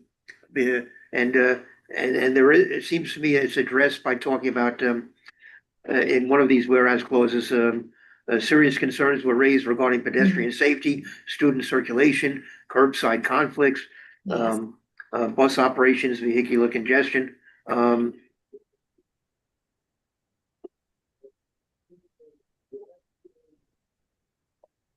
Trying to get your car Yeah, going east to west or north to south on in that area is so difficult. yeah, of So course. how do you park your car and let your child in and out? Right, well, yes. How do you do that? Yeah, Right, well, that's a real it's issue. not us, this is the Yeah. DNT. All right, so, okay, look at this, we have we now have a full complement of our committee members. So, okay, so on these three points, do we agree that we would like to have them incorporated into the resolution and we therefore would support the resolution which is then gonna go before the executive committee. Yeah, OC, are you moving that? I move to support the resolution by land use and TNT, But with not our comments included? with including our Yes, yes, health and environment comments not to approve, say it that way? Yeah. sure, Not to approve the right. Project. the application as it was submitted by the developer. All right, very good. Is there a second? Is I'll that, second that. well, Darley beat you to it, I'm sorry. Just by mistake. That's too far away. Oh, yeah, I'll give you a chance next time. Okay, all those in support of this resolution, please indicate by raising your hands. Are you, Will you take 30 seconds to do a summary of the resolution? I don't think I can go. okay, summary of the resolution. Yeah, did you see the resolution that I distributed as prepared by land use? Yeah. Okay, that's a strong yes. So we had a, You're not object. okay, so we had a discussion here about additional concerns that this committee would have on health and environmental grounds. And what we came to is that we are concerned about the impact of additional noise that would be created by this school, by the students up on the roof, and by the additional traffic coming to the building, that we want that reflected in the resolution, that we're concerned about the fact that we need more information about how the site will be remediated, since they did find contamination on the site. They did find underground storage tanks that need to be removed, and we're not comforted by the fact that they say they're gonna monitor the site every 5 years. Darley is making a point, it should be more frequent than that, so that we know whether or not there's continued contamination, most likely vapor intrusion from the neighboring gas station. And we also want to know how the contaminated material is going to be removed from the site and transported out of our community, probably out of state. And we have a third concern about the potential impact on air quality from not only the construction, which they didn't seem to take into account at all. They seem to think that Broadway is not a thoroughfare, so they don't have to evaluate construction next to Broadway. And we're also concerned about, again, the additional vehicular traffic and how that's going to generate more pollution in that immediate neighborhood. So we have three issues basically that we want added into the resolution, and we are then voting to support that resolution as amended with our comments. I obviously have no objection to that. I think if anything, I may have more concerns than that. But I'm not sure my concerns with health and environment concerns. We touch on what zoning is there, and whether it would ever make any level of housing as part of the development. It also is a primary commercial corner in Upper Manhattan. And I believe that this is a development with blank walls, ground floor, which is not street friendly. Yeah, no, it has no retail. Steve, you see that in an email from Humberto Galarza about request for information on the. Oh, no, that's something, I'll get to But that. that's not for. That's a different issue. Okay. Steve, I'm glad to support the resolution, and with time, we'll probably have some additional concerns. Okay, but again, Don't have time. Our committee is just I'm aware dealing, of that. we're just dealing, but you could bring them to the executive committee, because the executive committee will be voting on this joint resolution next Monday. I think there will be a lot of intelligent voices there. There'll be a lot of intelligent horses. Voices. Oh, voices, oh, yeah. Take it however you. Yeah, hey, there may also be some horses. Okay, so all number in favor, 1, 2, 3, 4, 5, 6. Crystal, are you voting? Crystal? Did you step away? Okay, I'll hold the vote open for Crystal's return. At this point, we have 6 yeses, and no abstentions among committee members. We do have a fellow board member present. Wayne, do you wish to vote? I've already voted on it. Well then, okay, but this is now a different resolution. It I includes. would, I would support the modification to the resolution that I've already voted on. All right, we're gonna count you as a yes. Are there, Julio, do you wish to vote?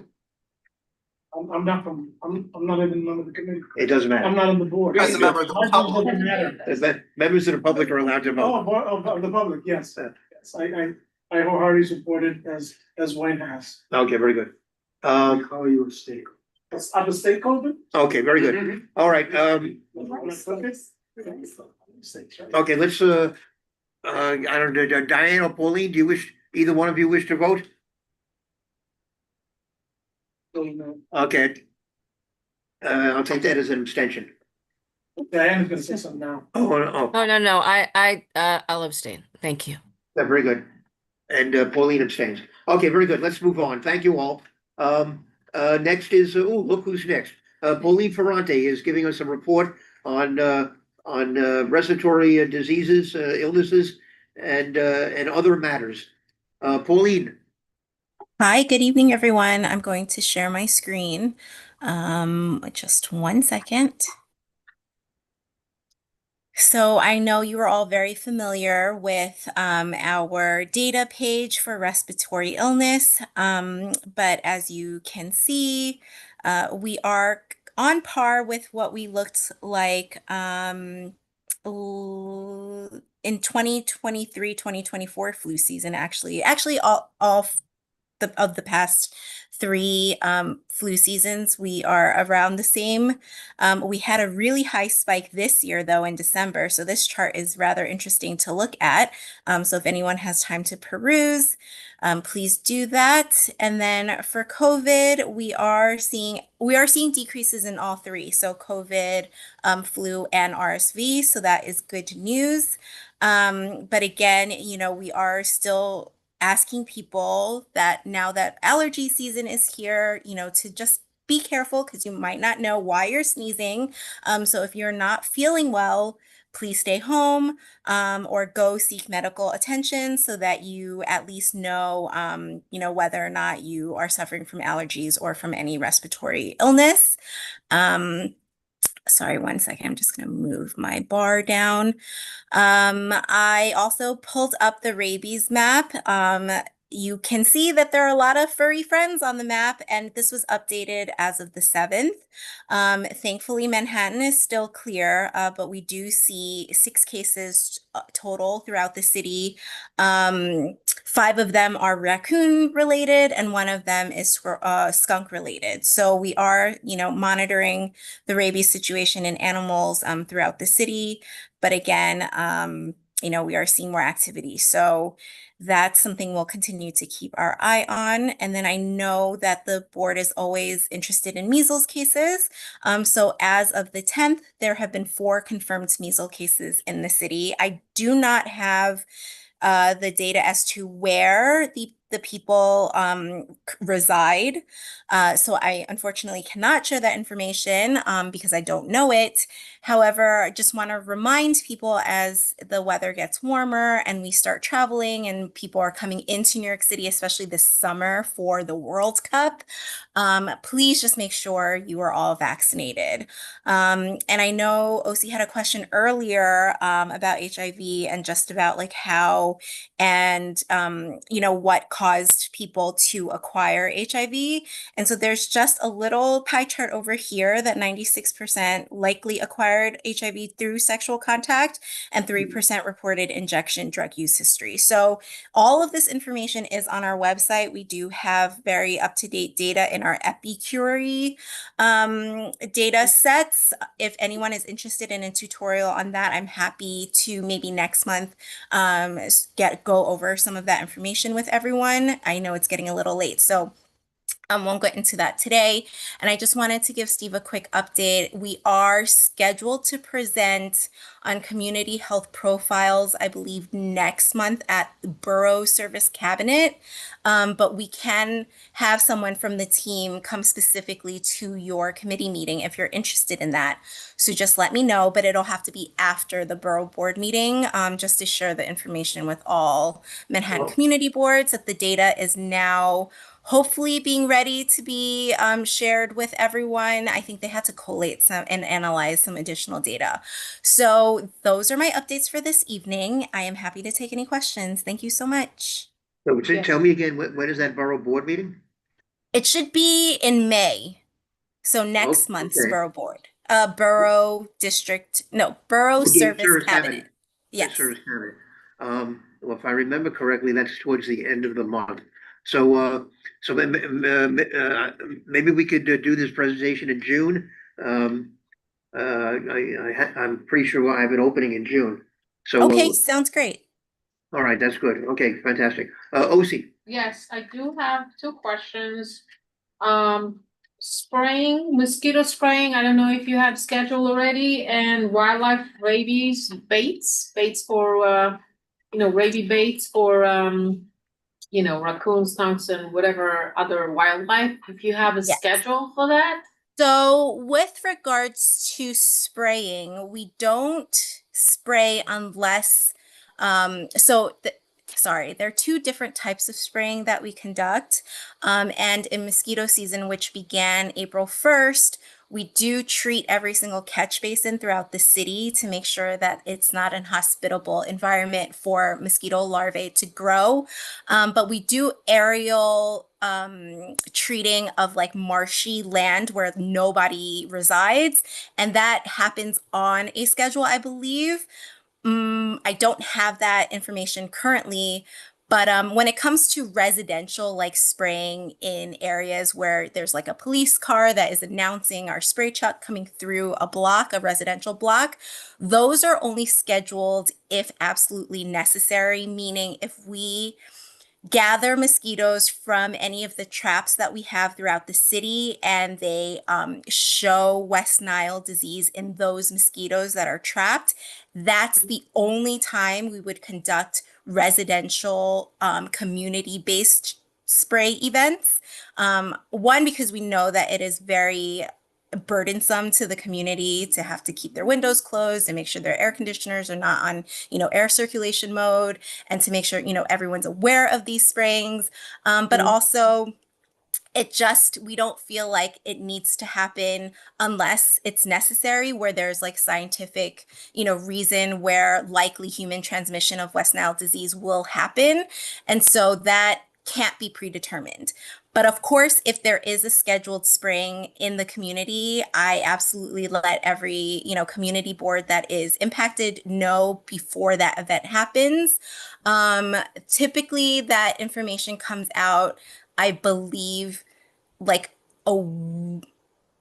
around a week before the actual spraying occurs, sometimes a little less time. But our teams do go out into the community to make sure they're posting on, in the kiosks that announce information, but also like at bus stops. And we try to make sure we're flyering in the community so people are aware. As it relates to rabies packets, I don't have a schedule for that, but I will be very happy to ask. I do know that it probably will happen soon. I believe we did a rabies packet drop baiting situation a couple of months ago, but I'll look into that information and I'll share that with you as soon as possible. Okay.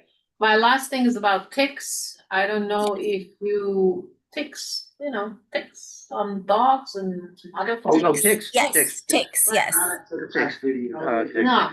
And so it seems like, and correct me if I'm wrong, that there is an increase in the tick population is really kind of partying. And I don't know if you guys at the Department of Health, if you notice more issues. Not just, I'm not just talking about Lyme disease, just in general, or I'll be happy to hear any data you can share about, the. Sure, yeah, I can ask our tick surveillance team for more information. I do know that a lot of the diagnoses for like Lyme disease and other tick-related illnesses that occur in Manhattan are typically acquired elsewhere, but there are many cases of like established populations of ticks in the Bronx and in Staten Island where people have contracted Lyme disease or any other tick-borne illness from like they've never left the Bronx and never left Staten Island. And so it's obvious that it's a clear, they've contracted it through a home-born tick population that exists either in Staten Island or in the Bronx. But I don't know specifically for Manhattan or especially Upper Manhattan and Wood. So I will look, I will ask our tick surveillance team if they have any specific data around that, and I will get back to you also as soon as possible. Okay, I just rescued a cat a week ago that had a tick on it. It looked like to me like a deer tick. Oh no. And there was another one, I mean, she's fine. Okay, good. And there was another one that had a few ticks on him from Isham Park. Oh. That was about 8 months ago. The recent cat from last week, she was rescued next to you in Wood Hill Park. Okay, that's really good information to know, actually. I will let our tick team know that. Okay. Thank you, OC. And thank you for rescuing these cats. You're the best. Try my best. Okay, any other, Richard, go ahead. Yeah, I have two questions. The first is about vaccine trends in New York City. With what's happening nationally, both with the public voices, and I think there are some community voices that are not as enthusiastic, let's just say not as enthusiastic about vaccines as used to be. What are you seeing in New York City trends at this point in time on measles and on all other vaccines? I do not have any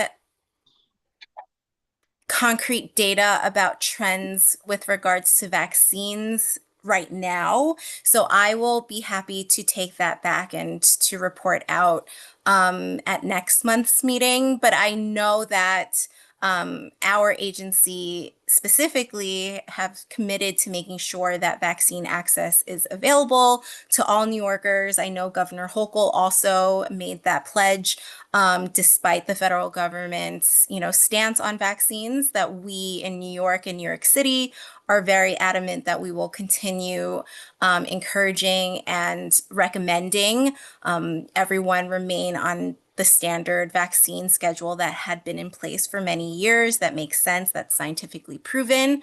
And all New York City school-age children are required to be vaccinated unless there is a medical diagnosis. So there used to be a religious exemption that is no longer. But again, this is for New York City public schools, not necessarily private schools. So I think in children, the vaccine rates are relatively high, which is good. But there are some communities in the city where vaccination rates are very low. And so we typically see some measles, situations in those communities, and other, other communicable diseases as well. So again, we are doing our very best to educate people and make sure parents know that there are resources available to them to get their kids vaccinated, but also adults and having them have access to vaccines. Thank you. My other question is just a broad question around RSV. What is the appropriate education, information, prevention at this point? My work is working with senior centers, and I'm aware of one person who just went through a really difficult case of RSV.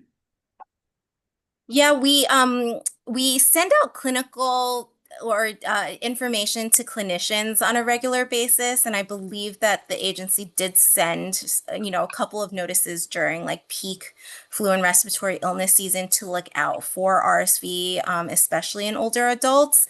But again, we can always do a much better job in terms of outreach and partnering with people. So if you have any suggestions on how maybe we can partner with the senior centers in Washington Heights and Inwood just to get that information out. I think what we also always encourage is, again, is if you're not feeling well, to seek medical care or to stay home. But for specifically vulnerable older adults, we do encourage for them to seek medical care as quickly as possible. So, but again, if you have suggestions on how we can do outreach better, we are always open to suggestions. Okay, I'll hold that for another time. Okay, very good. Okay, any other questions for Pauline? But Pauline, are you staying with us now, or are you gonna jump off? Did you need me to stay? Well, later It's on. past my bedtime. Okay, well, okay, let me not abuse you further, but. No, I'm just kidding. We're gonna review the city agency's responses to our budget requests in a little while, and if you were gonna jump off, there's one in particular that I was gonna ask you to look into further for us. Sure. Should I do that now? No, I can stay on. I was just joking. Okay. Oh, okay, very good. All right, I appreciate that. Okay, Julio, you're next.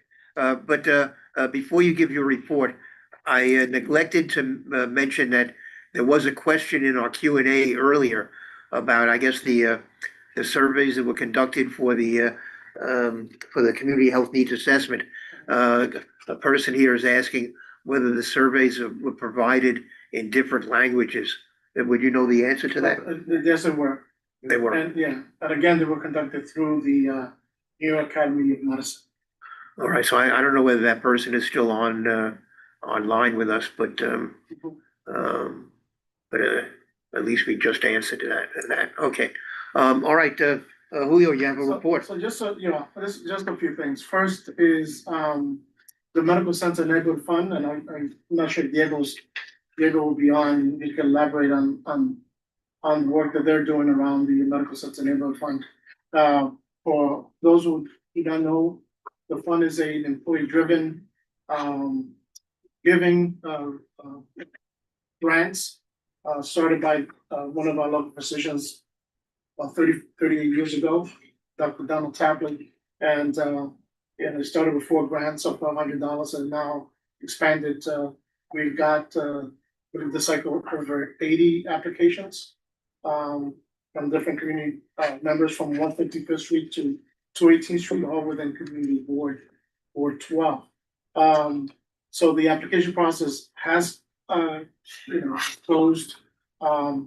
It is an employee-driven process where employees get to review the applications, they get to interview the community groups, and then they make an evaluation and say how we should support them. And so that has already concluded, and the committee will soon look at those evaluations and make a determination. And then, of course, there's the giving itself, and we'll have a ceremony, and this committee will be invited to attend if they have time. What was the name of the fund again? The Medical Center Neighborhood Fund. Neighborhood Fund. Thank you. The other is I did share with Steve today, and I don't have everybody's email, so I'm sort of dependent on Steve if you could share that with everyone, is that the Community Health Navigation Program is conducted again on April 16th and May 12th, a pediatric asthma workshop. I think I sent that to everybody. You did? Appreciate it, thanks. So we continue to do that. Please get the word out. But did you also send it to Kiana? It should go out in our newsletter, Yeah. in the community board newsletter. Does that go out every week or? Oh, God, I think. So we're reviewing that. That's the quickest way to say that. There is supposed to be a regular cadence. I don't know that there has been a regular cadence. Separate of all of this, the board has convened an outreach committee that's been discussing like how do we want to handle those kinds of things. So best answer is it should be, but we are in the process of making sure that there's right. So I did share, so the other I just want to touch upon, just 2 of the things is the negotiations that are taking place. So one of the negotiations the hospitals undergo with is Emblem Health. There has been a number of extensions. The deadline was first April 7th and extended to April 10th. Extended to yesterday, April 14th, and now it's been extended to April 16th. So they continue to talk and. Oh, that's tomorrow. Yeah, tomorrow. It's been sort of a 2 or 3 day extensions, and they don't. I presumably assume that they will continue to extend that deadline. The other negotiations that have been taking place and reported this committee in the past is also the United Healthcare negotiations. That as well has been extended to the end of this month. So it was extended before, it's extended now, and hopefully, a positive outcome will come of that. And that started really, the contract will expire January 1st. So, as you see, it's been going on and on. I know that some folks have also read, and I know Steve mentioned on this action by the Attorney General's office on the mental health. This was really a review by the Attorney General's office in terms of the mental health services, both emergency, clinical, and outpatient that mental health patients were receiving at a Brooklyn campus. Not really focused on Northern Manhattan. While the announcement by the Attorney General was seems very harsh words. The agreement itself really reflects some of the stuff that the hospital has done already, and things that is continuing to do to enhance those services. As you know, in Colombia, I don't have to say anything about this committee because this committee has been the forefront in terms of getting the Allen Hospital, psych beds restored. They were not restored right away, as you know, right after COVID, and it continues to be at this date. Our emergency department has been overwhelmed, continues to be overwhelmed. But I'm happy to say that those beds at the Allen were restored. We're in the process of renovating the Milstein beds that are 24 beds there. And once it's completed in fourth quarter of this year, again, state of the art will be a net gain of 4. So instead of 24, which originally we'll have 28 beds at that site. And again, we want to have this committee, members of this committee, I know that this is an important issue to come and really see the space before it opens. And we hope to do that and so that's really the report. Okay, and then I think I would be remiss if I didn't mention there was also a story that came out concerning the federal government suing the hospital system over on antitrust grounds for presumably forcing health insurance companies to accept various agreements with the hospital or something. So I sort of also think, coming from this Attorney General's office and the lawsuit really speaks volume in terms of what they do and their attacks on different entities. But I also think that, and I think most people realize that when you look at contracts in healthcare, the power is really with the insurance companies. And they just recently, United Health, just re-entered again with, I think it was Monty, where they, after being out of network, they now agreed to put them back in there. So I think that when you look at the power here of healthcare, really falls a lot on these big insurance companies. So. Well, I would agree. I think you do have to wonder on a certain level about an action taken by this Justice Department and what its true motivations might be. But saying that, you still don't want to be sued on antitrust grounds. So it does seem somewhat problematic. All right. Any questions? Any other questions? All right. Very good. I don't think we're joined by Diego. Diane, thank you for joining us. Do you have a report for Isabella? I do. Let me just see if I can get off of. And Crystal is back online. For some reason, my video isn't working. So we'll just go with this way. Hi, everybody. Let's see. The report was provided by a new person, so I'm not 100% clear if this is today or if this is actually a longer look back period, but it says 2 residents were positive for COVID, now resolved. And the now resolved is why I'm saying it may be a slightly longer look back period. But 2 residents were positive for COVID, now resolved. No flu, no RSV, no norovirus. And that's really the report. Okay, is there anything else happening at Isabella we should know about? No, still the lengthy transition period with, regulatory and everything else. So nothing new to report. Everything is going smoothly. All right, very good. Thank you, Diane.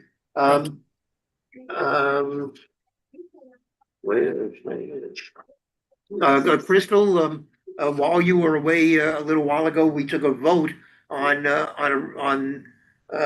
amending the resolution that the Land Use and Traffic Transportation Committees came up with in opposition to the Zeta Charter School, in which we're going to add 3 additional concerns from this committee about possible impact of noise from the school on the surrounding community, our concern about the remediation that will have to be taken to clear the site of contamination, and how that will be conducted, and how the contaminated material will be transported out of our community, and asking that the monitoring of the contamination She just, She disappeared.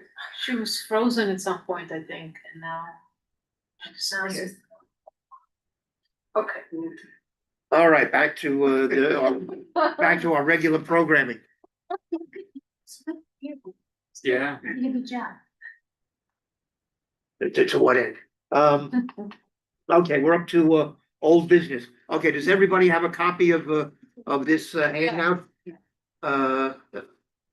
Sorry, You know, Richard, you have one now?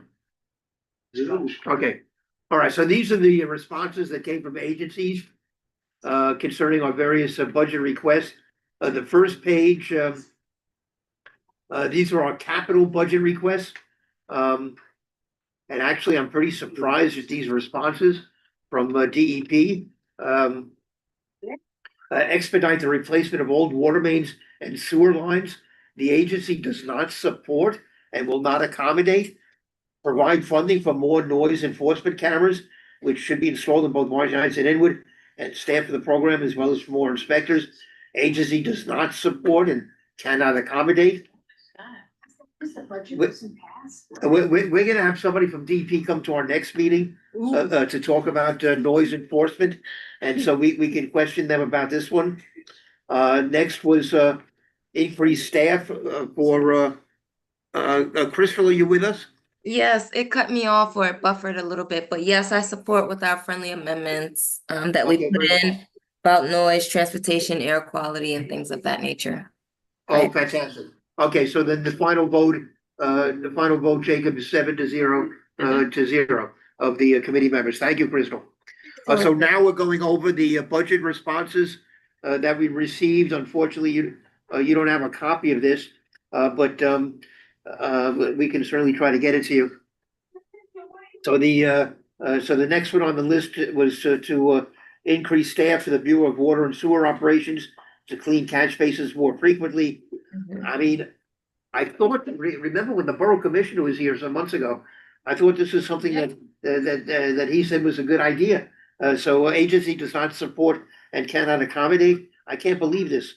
And then install green infrastructure such as bioswales to divert stormwater from the sewer system and address climate change issues in our community.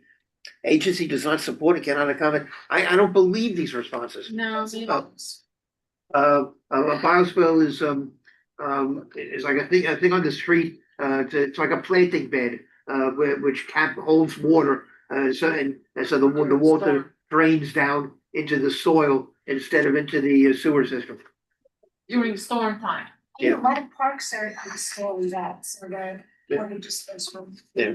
Well, the action noted says please contact the agency directly, and I feel like we should do that. All right, so we'll have an opportunity next month. Okay, next is and here's where Pauline has to pay attention. This is now a whole section of requests that we submitted to the health department. And begins with increasing substance abuse services in our community, including opioid overdose prevention education and funding for syringe cleanups and collections. And the agency response is this request has already been completed. And then under notes, it says contracted syringe service providers already clean syringe litter in their catchment areas. DOHMH has been working with DSNY to address syringe litter outside of SSP catchment areas. I guess SSP must be syringe service providers, catchment areas, and the Parks Department on syringe litter in parks and playgrounds. Additionally, a new pilot program for syringe redemption is rolled out in 2025 in select areas across New York City to help with litter issues and have collected nearly 1 million syringes. But Pauline, could you find out for us whether that pilot program is in effect here in Washington Heights, Inwood? Yes, it was the one that was in Inwood Park, or no, Highbridge Park. That would make sense, yeah. Yeah, it was the one. Yeah, so it was that redemption program where people had to register, and then I believe each needle that they turned in was, oh shoot, I forget how much it was, but they couldn't make more than I believe $10 a day in needle redemption dollars. But I can get more. Do you need more clarifying information about the program? Yeah, would love to know how it worked, and has it now expired? Has it run its course, or is it continuing? Okay, I'll find out and I will definitely get back to you on that one. All right, very good. Okay, so the next item we have here is provide funding to ensure that all local public schools have multi-service health clinics with nurses and social workers. And the response is this request has already been completed. And then for action needed, I guess this is directed to us. Further conversations would need to be had with New York City public schools. See, I mean, I believe the reason we have this request is because not all of our local schools have these multi-service health clinics. But maybe we should double check on that point. Next, increase services to prevent and treat chronic diseases such as dementia, diabetes, cancer, heart disease, and That's a hypertension. really classic response to Conditions- recognize that chronic diseases are still Yeah. public health. Conditions that increase susceptibility to COVID-19, as well as long COVID in our community. And the response is this request has already been completed. And the additional notes are that DOHMH recognizes that chronic diseases are still public health concerns and have driven down life expectancy rates. Information already exists that we are happy to share and follow up with. Oh, good. All right, so They want to follow up? all right, so Pauline, you'll let us know what that additional information might be. Yes, I will follow up. Okay, very good. And maybe we can also discuss it in the context of the community health profile. And next one is increase HIV/AIDS prevention and treatment services and LGBTQ services in our community. And again, the answer is this request has already been completed. But however, under action needed, it says DOHMH would like to discuss further and our outreach and education efforts on ending the epidemic. So how would we undertake that discussion with DOHMH? I will follow up with our HIV team and get back to you on that. Very good. Do you have this same material that I'm reading from? Do you already have access to the various budget responses that were sent to the community boards? I personally do not, but I'm sure Ricky does, Ricky Wong. So I will schedule a meeting with Ricky to go over the responses and then to make sure that you get appropriate follow-up. Yeah, you should have that. This is I think important information for you to have just in your everyday work with the community boards. I saw Ricky a week or two ago. Increase pest control efforts to eliminate rats in our community. And again, this request has already been completed. The notes say integrated pest management is considered to be more ideal, to be a more ideal approach, which entails more education to property owners and the responsibilities in mitigating rodent activity and presence, trash containment. Well, of course, that is true, but you can't reach all the property owners, so you do need to still implement regular pest control efforts. Before you continue, I must add that we should see, and I don't know who to ask about, maybe sanitation. What about the rat birth control pilot program in District 9? So they do run it. I mean, they ran it for a year or something. And if it was concluded positively, meaning, so somebody need to. Yeah, was that Pauline? Do you know whether that was being done by the health department? Yes, so it was in conjunction with DSNY because of the containerization program. Right. We thought it would be most effective because of that plan being implemented in CB9, where the reduction of food would sort of force the rats to take the birth controls, whereas, in other areas, if there's an abundance of food on the ground, obviously rats are smart, they would eat food rather than the birth control. So in conjunction with DSNY's containerization, we thought that was the perfect environment to sort of test this pilot. I will circle back with our pest control team to see if they have any data on the pilot program. All right, yeah, that would be interesting. All right, next is provide funding for spay, neuter, wellness, and vaccination services for pets owned by income qualified residents. The response again, this request has already been completed. But in the notes, it says spay, neuter, as well as pet vaccination program already exists in partnership with the ASPCA for low-income New Yorkers. We welcome you to visit the DOH-MH or the New York chapter of ASPCA website for more information. This is not available for Manhattan residents. Okay, I will look into that. I know that our team prior to COVID did a lot of in-community vaccination events and dog licensing events in combination. But I think that stopped after COVID. And I don't know if they've picked up again. So I will circle back with our pet team. Okay. All right, thank you. All right, the next one is, and the last one is expand mental health services and outreach in the community, especially for older adults, youth, and those whose mental health and social engagement have been adversely impacted by COVID-19. This request has already been completed. DOH-MH looks forward to discussing further ways we can partner with communities to address public health concerns, including providing resources and materials for dissemination.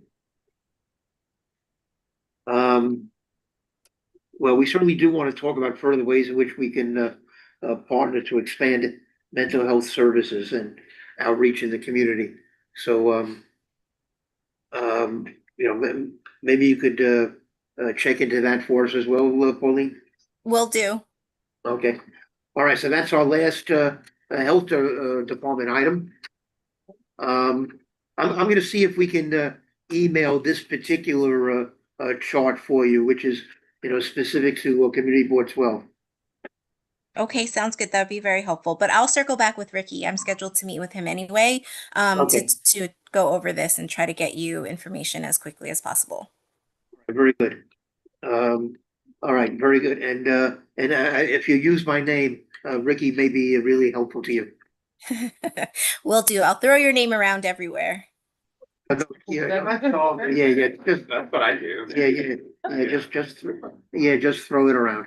Okay, so now on to sanitation, Department of Sanitation, we have 3 items. Expedite the construction of a new garage for District 8 and relocated trucks from District 12 as quickly as possible to comply with the city charter's co-terminality mandate. In addition, MTA's Kingsbridge bus depot next door houses buses serving 8 routes in the Bronx, further contributing to the increased traffic in the community. And the agency response is, this one I like actually, it's better than the ones from the health department. This one is agency supports but cannot accommodate, need additional funding to meet this request. Okay, that, so, and who should we talk to about additional funding? Uh, Do we need to go and protest in City Hall? well, we should talk to our city council member and borough president. No, in this case, our city council member. I think we want to, since it's MTA, I think we want to talk to state legislators too. No, in this case, well, yes, with respect to the buses. Very good. We accept that as a friendly amendment. I didn't hear it completely. I'm sorry. Oh, good, Crystal? Yes. Okay, this is the item in which we talk about expediting the construction of a new garage, a sanitation garage for District 8, which is on the Upper East Side. They currently they keep their buses in our community at 215th Street. This has been going on for years. And this is a constant complaint of ours that under the city charter, every community is supposed to take care of its own services. And their trucks, sanitation trucks, should not be operating out of our district and traveling on our streets.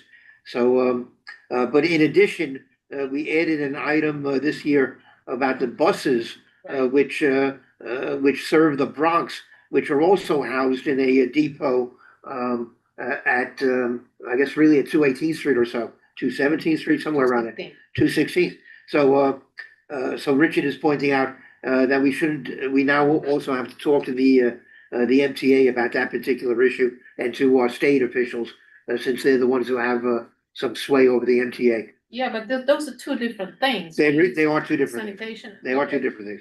But you're the one who told me to add the other thing to the time. So, so that made it two different things. We should frame this. Okay, but well, yeah, but it obviously it doesn't pertain to the buses because the buses, as Richard pointed out, are under the control of the MTA. Okay, next, increased funding for education and outreach on recycling, reuse, and composting, as well as proper disposal of household garbage in our community. Agency supports but cannot accommodate. Agency supports this request, but funding is not available at this time. Lastly, increased trash basket collection on commercial streets in District 12 Manhattan with a second shift so that baskets are emptied more than once daily. This could be funded through the council's NYC cleanup initiative as well as the executive budget. Agency supports but cannot accommodate. This is connected to that. Yes, it is, yes. And the agency supports this request, but funding is not available at this time. And this is another issue we should address to our council members. And lastly, fire department, we asked that they construct a permanent EMS station 13 in our community. The existing site and prefab structure are inadequate for this vital service. It's at Amsterdam Avenue and 172nd Street. And this is good too. Agency supports but cannot accommodate. The notes are FDNY is supportive of this request and concept. However, the priority remains the maintenance, upkeep of existing facilities. FDNY assesses operational needs on a regular basis and will accommodate needs as best able within existing budget. So those are our budget requests. From DEP, we got our latest monthly report on complaints that came out of our district in March.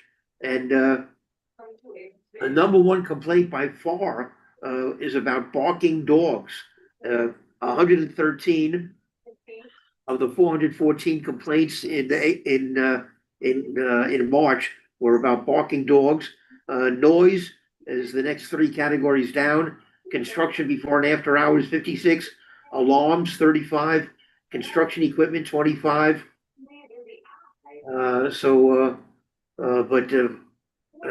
But barking dogs, barking dogs is another noise issue. So really the top four complaints were all noise related.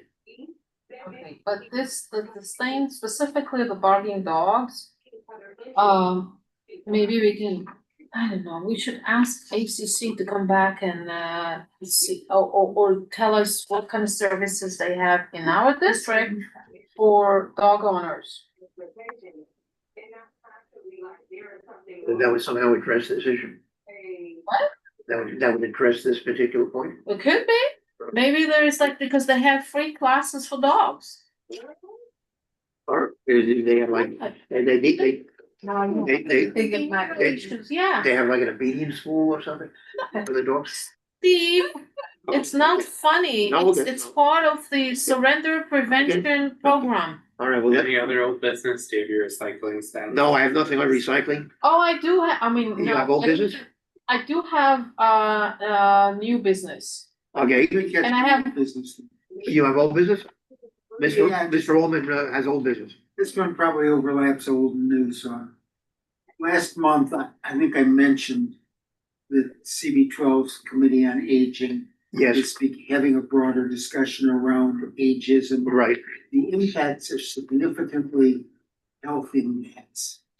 And the committee's goal is with all of the board's committees to schedule discussion before we break for the summer. And I'd like to schedule that here for either May or June. Did you want to do the presentation yourself? I will probably, if someone else wants to do it, but I think it's gonna make sense for me to do it. And I think I'm familiar enough with the issue. Okay. All right, so at the moment,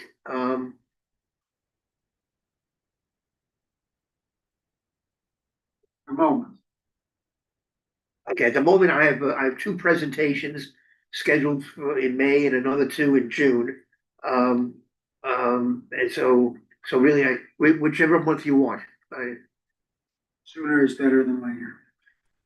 May, okay, May, and you know, Okay. that leaves a little backup if needed. okay. All right, so right now, we have, this presentation about from DEP about a new, noise monitoring system, like, or detectors, I'm probably mangling what it is. It's a new device they're introducing on how people can monitor noise levels. And then we also have a presentation from the CUNY School of Public Health about, I think it's about lupus. I mean, I don't want to bang everybody over the head. I know we always have a problem with the syringe issues, but there has been a complaint more recently within the last 2 to 3 days about open drug use at the Dykeman A train station. I know we have problems on the 1 train line with 168th already. I know about 181st Street and I know about 190th, but more recently there has been an uptick at the Dykeman A train station with open drug use and the syringes as well as the caps on the ground. Okay, well, let's talk to Kiana about how she should raise that issue with maybe separately with the MTA and I guess with the health department, police, we lost police. Yeah, And, she's gone. I can message her a little bit later, but just Okay, thought I'd figure I'd but say yeah, something about But it. that's a good issue, I think, for Kiana to work on, and she could also bring it up at the district service cabinet meetings.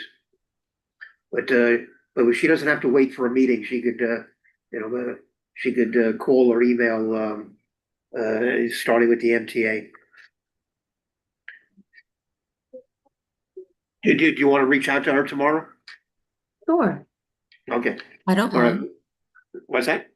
Sure, I don't mind. Sure thing. Oh, you don't mind. Very good. Okay, let me know if you need any backup. Okay, the other thing I want to mention is that we've been asked by Anthony to have a special meeting, a joint meeting with the Traffic and Transportation Committee about alternate side of the street parking issues. In particular, apparently our sanitation district superintendent has been complaining that they haven't been able to sweep streets because people aren't moving their cars. And he's focused on, I think, 3 particular areas in the district, one of which I remember is on Nagle Avenue, I guess between Broadway and Broadway and Kent, the whole Nagle yeah, area. probably all of Nagle, I don't know. Okay. So we may end up holding, so he wants us to hold this meeting on May the 19th. I sent an email earlier asking people if they would be available. OC, do you know whether you're available on May Yes, 19th? I should be. That's it. Richard, do you know if you might be? That's a no? It's a no for now Okay. unless something changes. Jacob, would you be available? Yeah, I can do that. Darling, Yes. very good. Steve?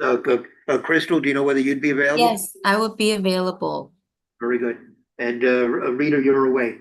You're on some foreign trip. I'm with Melania. Mhm. Galicia. You're going with Melania? I'm gonna see her family. Oh, you're gonna see your family, okay. Well, that's awfully kind of you, but I think the entire family has already moved over here. Take the in-laws with you. Okay, all right, very good. Steve, a question. Question, On this joint meeting, yes, is the driving force that the streets aren't getting cleaned properly in some way? Or is the driving force that people want to re-raise the issue of how many days in the street? I believe it's the former, and I believe that I saw an email from Leo Jimenez saying that he checked around and that people do not have an appetite for going back to the old system. They do not want to have to twice weekly ASP. So that's good. Share that, and that's the basis. Yeah, oh yeah, very good, because I was also pretty insistent on that point. So if so I somehow I think the impression I have is that the sanitation superintendent somehow wants our help in getting the message out to people that they need to move their cars so that they can sweep the streets.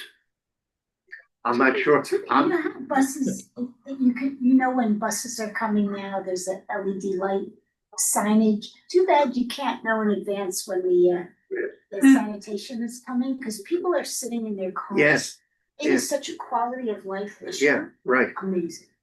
But aren't they sitting in their cars so that they can move them? Yes. When the Yeah. sanitation, When the. yeah, I know, get it. They sit there. Right, that's right, yeah, I They agree. hold their space. that's right. All right, well, that's it, I believe, in new business. Yeah. Did you have something? Yeah, I do have. Is it? I have one half new business, which is, Wait, half new business. yeah, Well, yeah. then it doesn't You will- qualify. Make it interesting. It's gotta be 100% new business. Okay, so we should invite the DSNY or whichever agency to tell us more about the the pilot program. I know Pauline said she's gonna ask under the umbrella of Department of Health. But I wonder if it's the sanitation that can give us more information as to what they see on the street when, they pick up the trash, or there are fewer rats and so forth. I don't know, if you think it's Department of Health, then fine, whichever that is, we should have something. And the other thing is the Amazon soft Yes. totes. Yeah, oh, that's what they call it? Soft totes, Yeah. yeah, the like gigantic totes that they toss everywhere. And that, my understanding, when I asked a driver from one of those Amazon trucks, that the guys that deliver from those trucks have to return those totes. However, if they people that work for Amazon like part-time Or and freelancers. the freelancers do Yeah. not have to return them. So they toss them everywhere, including our parks, and I do have photos, and that needs to be addressed. Let's get back in touch with Kiana, because Kiana said she was gonna reach out to them. To Amazon? Yeah. Okay, I wonder from I our was perspective, walking home and I seen it back in the middle of the street, so. yeah, from our perspective, it's not just what Amazon is telling us, it's also how the Department of Sanitation is dealing with that. It's like two things here, right? Amazon need to stop doing that. I don't care how. And the other thing is just, is it the extra burden on sanitation? I would think yes, but what do I know? We need to ask them. Okay, Okay, we should ask. and yes, and after that, I have a small announcement. I know for sure sanitation's not gonna volunteer to bend 2 steps over to pick up an Amazon bag. I do know that. I don't know that they should, it's Like, some. even if they, like, it's one thing if they put it in their trash can, but if they're putting it 2 steps away, sanitation's not gonna pay it anyway. Yeah, right. It's You're a probably right. problem. Richard, This sounds like an issue to add to the May 19th meeting. Transportation. why not? Well, we can certainly ask the superintendent, if not in public, off on the side. If we haven't spoken to him before then. But yeah, let's bring it up with the superintendent, if Kiana hasn't already done so. Darling, Yes, on the Amazon bag issue, I think I violated the rule of how to go around it. So I needed to wait for the meeting, but I did reach out to the union that represent the Amazon workers. oh, okay, And they are, what they said, I'm looking at the email right now, they have never, ever been able to talk directly with anyone from Amazon. But the city council is moving a bill called the Delivery Protection Act. And I can email it to all of you to see, and this person from the union, the Teamster Joins 16, is asking if maybe the community board want to support the bill, and that would be. okay, well, we can, that's certainly something we can possibly do. So yeah, send it around to us. Yeah, and good initiative reaching out. I don't think there's any rule that says you couldn't. No, I mean, as long as you're not no. expressing an opinion on behalf of the board, that's a different But- issue. But if you're just like, hey, I'm curious. But that's not related to the trashing the, Yes, it is related because that cover, when you look at the bill, it covers some Okay. aspects of it. Okay, good. Let's take a look at it. Very good.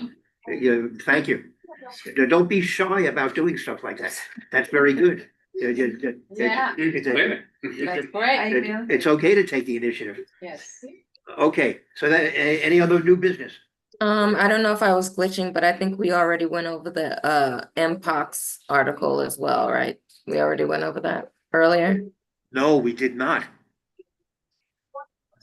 But there's been a resurgence of Mpox? Bless you. Oh, no. Are you okay? Yes, I'm fine. Okay.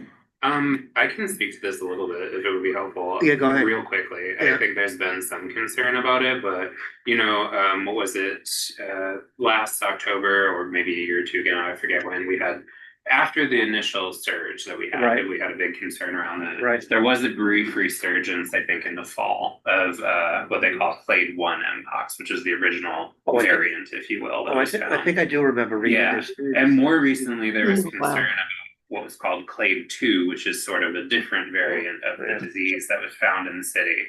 And it's different than the one that was circulating in the previous time. But I think what they found was that that case was fairly isolated, and it was the result of, I think, international travel. I might be mistaken.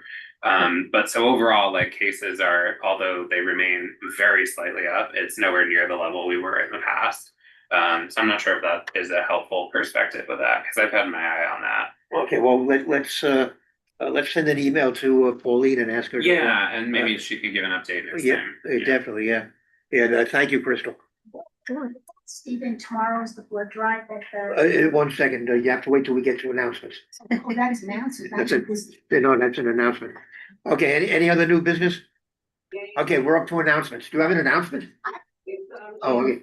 Yeah, no, Rita, you can go for it.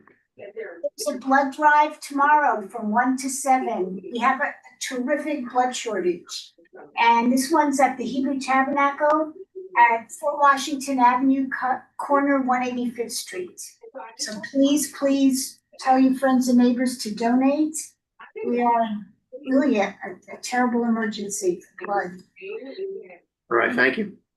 You have something? Yes, I do have an announcement. The ASPCA running another drive this month for like spay neuter, and I don't know about the wellness vaccination because they don't separate them here. However, the eligibility from our district is only for pet residing in zip code 10032. That's the hospital. So it is possible, I'm looking at all the zip codes that are listed for Manhattan. And it is possible this 10032, 10032 has the greatest need. So I'm gonna try to contact them and see why only this and tell me more. And I hope that next month they'll have more, services for the other 3 zip codes. So this is gonna be one of those mobile vans? Those are mobile vans that they do like spay neuter, and the dates for this month, we missed a few. But the dates for this month are April 6th, 7th, 13th, 16th, tomorrow, 23rd and 27th. And where will the van be parked? That they don't tell you in advance. You have to sign up at 6 a.m. And if you get accepted, then you'll get a text message where to go and what time to get there. But it's presumably someplace in the neighborhood. Yes, Okay, yes, they're not gonna, if the zip code is here, yeah, Okay. even though there's so many zip codes, but okay. only one of ours. And that may be telling, but I don't know. Well, so there isn't gonna be a van in each one of the zip codes, right? No, Okay, so we No. don't, so we really don't know where the van will be parked. Okay, exactly. And the van for tomorrow may service the other zip codes as well. yeah, sure. All right, so Okay. I mean, that's, so I'm not really sure what's going on, but Okay, any other announcements? Okay, hearing none, You Oh, guys what's it? already know about the New York Presbyterian Spring Pediatric Asthmatic Workshop. It is tomorrow in Yes. both English and Spanish at 5:30 p.m. with Dr. Matis via Zoom. And there's another one in May. There's a, and it looks like they're doing, and they did one, I think they did one in March, or they did one Yes, earlier. I attended the one in March. Oh, yeah, how was it? It was lovely. Lovely? Yes, it was lovely and informative. Okay, good. All right. All right, good. Well, let us know when you do things like that. It's good to get some feedback. All right, very good. So, Mr. Allman, you raising your hand for the purpose of making an announcement? No, I'm gonna move to adjourn. You're gonna, okay, well, then at 9:50 p.m., I declare your motion to be unanimous, and we now are adjourned at 9:50 p.m. Thank you all, It's and nice. Bye, Crystal. Hope to see you soon. and You'll see we'll me see you. soon. We'll see you May the 7th. Yes, you'll see me soon.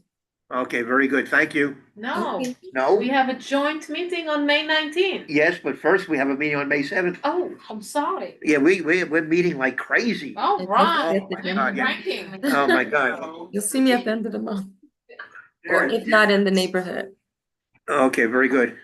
Okay. toodaloo. Okay, remember to call Kiana tomorrow about the Dykeman A train. No, I'm just gonna draft up something tonight to send. I'll loop you in on it, you and OC. Yeah, yeah, good. Yeah, copy me. All right.